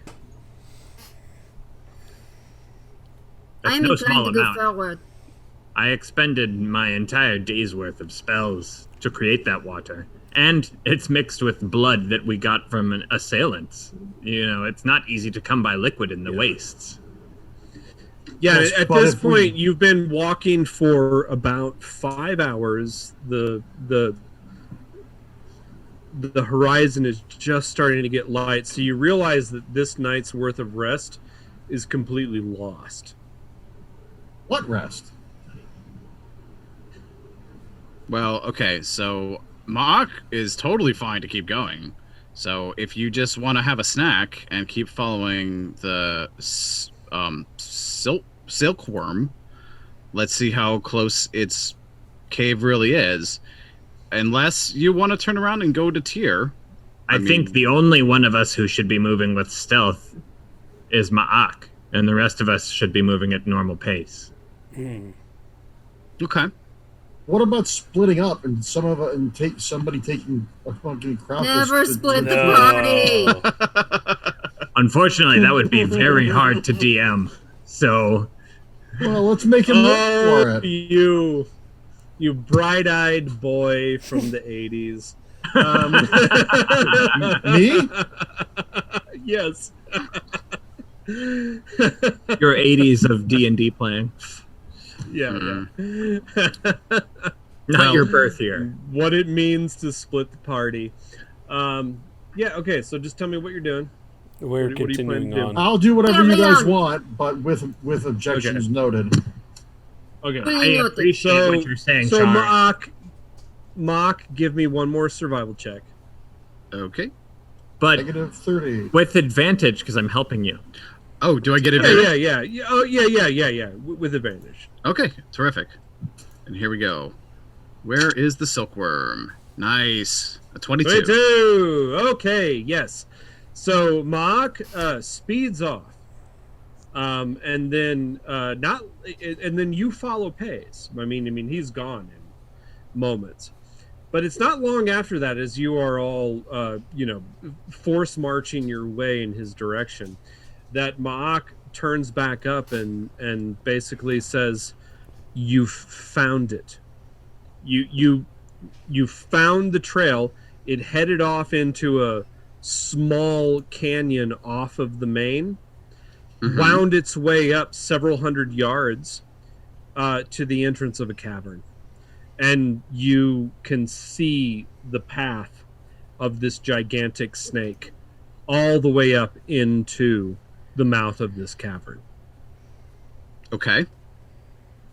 Do I see any signs of movement? Do I hear any sounds of screams or roars? Do I see any spattered blood or other dropped items? There is dropped out. That's good. That's a good question. In terms of sounds, there is a moment when you are rounding the canyon where you do hear the sound, a very muffled, weak sound of someone yelling in pain or distress of some kind. In terms of items, you do find a few scraps. There's a shoe left. Oh, really? Is it? Do I recognize it as chances? Possibly. Well, let's see how perceptive you were. Perception check. Okay. I have a way around this if I don't figure this out, but I'd like to make the roll first. Just a 10. Man, you don't pay attention to humans. Yeah. Humans in their clothings. All right. Well, So no, I mean. Okay, but even still, I've actually been looking for an excuse to use this new ability of mine that I got since I leveled up. Yay. In second edition, it would have been called psychometric touch, aka object reading, or in Thrycreen, Fokchakchol, which basically says you read the aura of one object you touch while you concentrate. If you maintain contact with the object for the complete duration, which is up to 10 minutes, you learn a fact about the object. Choose from one of the options below: the race, gender, age, and alignment of the last owner of the object, a creature in personal possession of the object for more than 7 days. 2, a vision of the last time the object was touched by someone other than you or creatures you can see. The vision is from the perspective of the object, as if it could see as well as a human, in any direction you choose, and lasts for 10 minutes, at the end of which the item was let go, or in this case, dropped off his foot, presumably. And the third one is it basically works as an identifier. If I can identify a magic item. So it was the number 2 part that I want to do. I want to see the last 10 minutes that was experienced by this shoe before it was dropped. 10 minutes. Okay. So, do you have to make a roll for that? I do not. Or is it automatic? Okay. It's automatic. So, last time you pick up that shoe, and in the last 10 minutes, this is what you see. You see this horrifyingly chaotic scene. And you suddenly realize why you lost pace with Chance so quickly. Because at the beginning of that 10 minutes is when Chance gets assaulted. Now you're seeing it from the perspective of the shoe. Is that correct? Yeah, as if the shoe could see. So I guess, like, I mean, I can rotate the vision around, but basically we're creating we're writing a one shot of I don't know, some comic. Right now it would be an amazing comic called Shoe Boy, and wow. Okay. So so you you just see this frantic stomping as he sees his brother. He's looking over and he's looking at his brother hitting the ground hey man, we're fucking running, and the brother's like, oh yeah, we're fucking running, and then suddenly you hear a voice over top of you suddenly yelp out, which is vaguely reminiscent of the yell that you remember from the camp. And then you suddenly the viewpoint of the shoe just kind of looks up, and you see this black ribbon come down, and then something like a gigantic maw open up and come down around the waist of the thing that is in your head. That thing up there that's got its long protrusion down inside the top of your head, and clamps down. You hear the scream, and then off up you go, and then for just a brief moment you look down and you can see this crest of this rocky ridge where 2 canyons intersect, and it's just this fucking moment. You're up and over, and then boom, crash down in the sand, and this burst of sand clouds everything. And then the next thing you know, you're being dragged through the sand, and you can just see plumes of dust rising up around you as you're dragged through this dust. And for the next few moments, that's all you can see, is being dragged through these plumes of dust.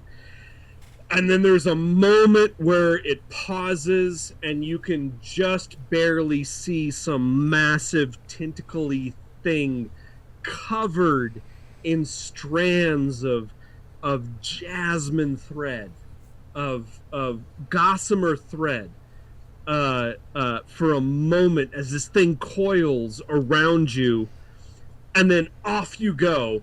And the last thing you remember is being caught on a rock and torn off of something, and you look back and you can see a big gnarly toe getting dragged away from you down, and then the dust slowly settles, and you can just see down the fading light from the setting sun just over the horizon gives you just enough silhouette to see this giant thing writhing around, carrying something with it, as the thing in its grasp is flailing about, grasping at the sand, yelling for help. And then off around off around a stone, down into a down into a canyon it goes. And then the dust slowly settles back down to the ground. So, just as I guess my consciousness shifts back from, this strange, I don't know, anthropomorphized experience I just had. Can I get a sense of how big that creature really is? If I can presumably guess that thing flailing around there was chance, wrapped up in gossamer thread, then how big would the creature dragging him be? Probably something about 2 foot diameter, maybe 30 feet, to 40 75 feet. Yeah, okay. In length. Lovely. Okay.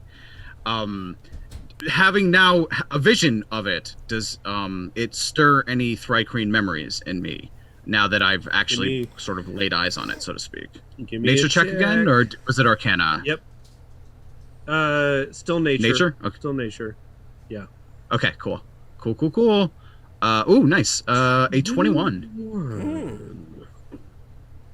Now that you've actually seen it, yes, you do have a singular memory of something similar. And I mean, granted, it was the last thing that particular iteration of yourself saw. Sure. Okay. So the last thing I remember seeing is last thing silk that being wrapped around my eyes. Yes. Well, the last thing you remember from that is a piercing pain in your body. This flood of numbness that spread across you from tip to tip, and then just your fixed view as silk gets spun around your eyes. Okay, well, I won't be sharing that memory with my companions, but I will basically be standing there. I will move. I will basically move just... I just want to scout the cave entrance, or where I think the entrance is, before the rest of them get there, but I am not going into the cavern myself. Yeah. And if you're looking over here on the map, that's going to be right down in here somewhere. Okay. Where you see my little pointer pointing at. The rest of you can catch up, and you're all standing before the gaping maw. Well, it's not really gaping maw. I mean, this is a very low cavern. You'll have to duck to go in. Can Craucus fit? Well, I guess he can if can, right? So, yeah, I mean, Craucus would probably have to crawl into it. But the rest of you would just have to kind of bend over. Okay. Well, before they get there, I will I will be standing there with triumphantly presenting Chance's shoe to Desi. Oh, Chance's shoe. It holds many secrets. Such as? Will mind link, and I will show you. Oh. And you get to have it's worth pointing out. One of the reasons that I took the feat Keen Mind, which in addition to giving me +1 to my intelligence, lets me accurately recall anything I have seen or heard within the last month. So it's almost like total recall if it's happened to me within, the last 30 days or so. And presumably I have pretty good memory beyond that. But in this case, you will get to relive what I just went through when I mind link about it. And you get to Chance's the death of Chance's shoe. I am very, very stealthy. I'm wondering if I can sneak into this cave and see what's in there. Give me a stealth check. Oh, this is not the night to trust my life to a die. Yeah. Oh! Nice. No, that was good. So you can sneak your way into the mouth of that cavern without dislodging anything or making a single sound. And as you do half-elves? I should know this. Do half-elves have dark vision? Do you have dark vision? I thought they had low light vision. Yeah, I think it's low light. Well, it's 5e. There's no difference. And no, you don't. I have a quick question. Since worms are subterranean generally, is it safe to assume these worms are blind? So if we did light up the cavern, they wouldn't notice it? Safe to assume, he says. Safe to assume. Okay, worms don't have eyes, so... But he was in flight. Well, I think it's WYRM for one, right? More like the wyvern. It is, but wyvern. it is but also still a good question that I need. Because if it is, I would like to interrogate. accompany Desi in. And No, you don't. Not unless you can sneak like me. I'm tiny. I can sneak. Well, Sneak is do I remember? Well, I mean, I don't know. Maybe Char does have stealth, but do I remember if the creature has eyes? Seeing if it has in my memory or in that vision or anything like that. Yes, it does. You're not Okay. exactly well, I will sure say what that. those I don't know eyes if they're do. vestigial or not, but Yeah. Mm-hmm. So, I mean, they may be vestigial. Who knows? But Well, do we want to risk lighting up the cave before Desi goes in? Because if the worms were... Because if they can see in the dark, and she's only got moderate dark vision, if something goes south, it can be really dangerous. Mm-hmm. It's up to Desi.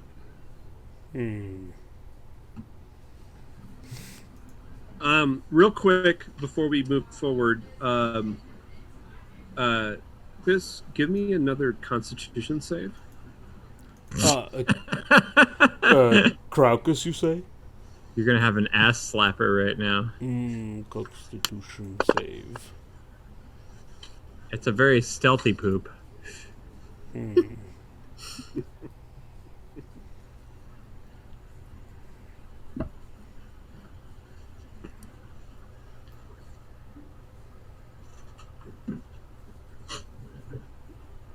A 12.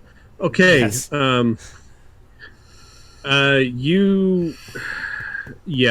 Crocus, you start to feel that grumbling in your tumbly, and you've got to run off to relieve yourself. I will be right back. I must excuse myself. Please forgive my indecency. No, you are Transylvanian. No, I'm not. I'm half giant. You did have friends. Okay. I do not believe that elves in Athos, or half-elves in Athos, have dark vision. So you do not... it's hard for you to see anything in front of you. But let me just double check this real quick. I assume that Eric Cochrans also do not have dark vision. I mean, if it's not in your character description, then no. Even though, well, no, hawks don't hunt at night. If you were an owl person, then maybe. Right. But yeah, you're not. So yeah, we're just gonna go based on what we already know. And give me just a second here.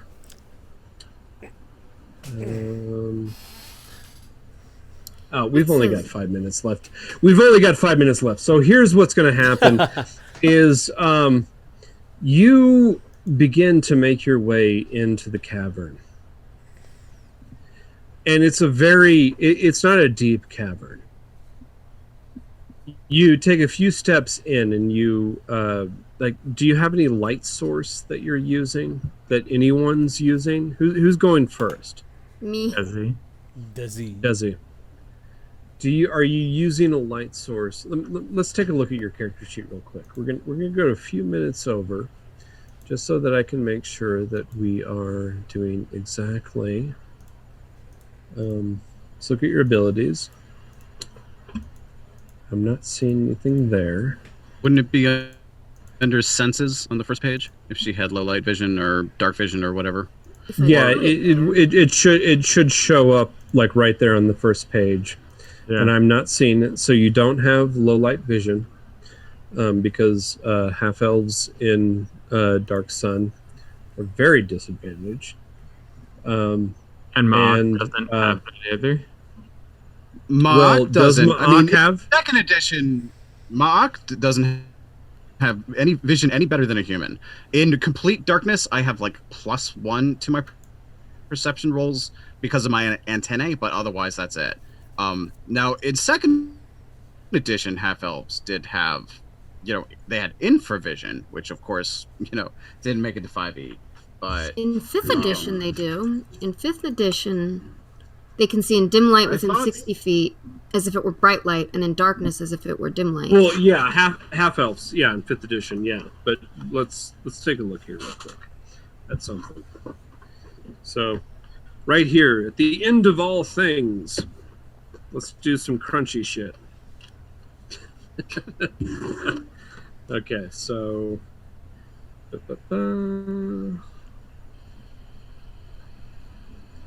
Because this may be an oversight. Thanks to your elf blood, you have superior vision in the dark and dim conditions. Yeah, dim light within 60 feet. Well, that's 5th edition, correct? Sure, yes. And granted, we are playing 5th edition. Yeah, we're playing 5th edition. But we're playing a weird homogenized version of this thing. If it makes you feel better, she can't see color, only shades of gray. Well. Yeah, which is not the way things work in 5th edition. Or no, it is. That's how it works in 5th, but maybe not 2nd. Yeah. In 2nd edition, it was infrared, so... Which is shades of gray, actually. Infrared is shades of gray. Well, it would be shades of red. Not in photography. Infrared photography. Not in photography, but in the way that 2nd edition described it. Sure. Yeah, Predator sees green. More like predator vision. Mm-hmm. Yeah. Same effect. You were seeing latent heat, scale, like a pit. Yeah, like a pit fighter does. Like snakes see in that.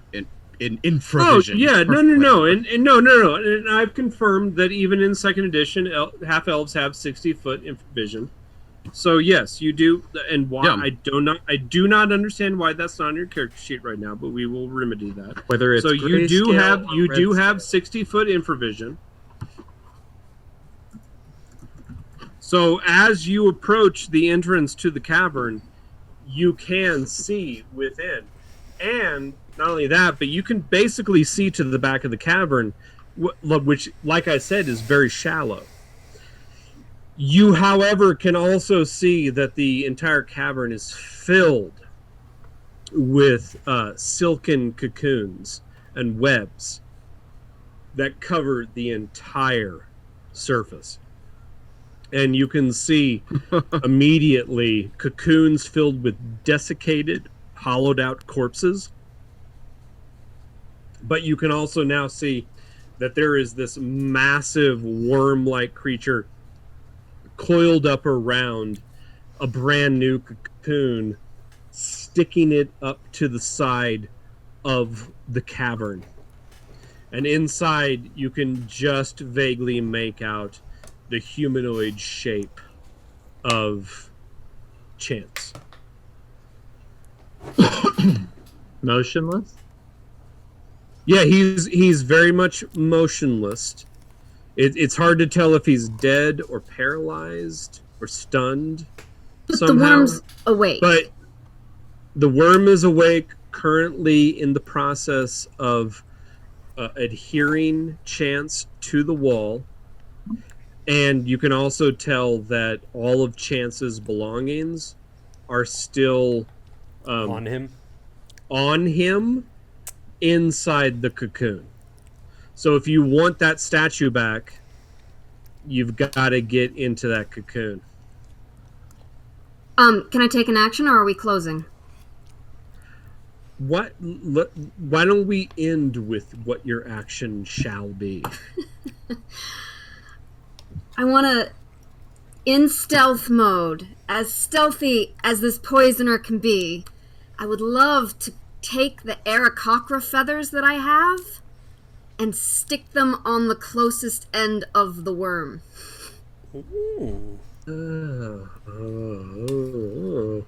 Give me a roll for that, and let's see where our cliffhanger leaves us. Would that be sleight of hand? What do I roll? Stealth? Yeah, stealth? I think that'll. I think I think that should be sleight of hand. I think that's a good call, Joe. And okay, come on, fateful. Roll big. 15. No whammies. No whammies. Hey, Ooh. 15. 15 is a perfect number to end on because it is neither great nor neither bad.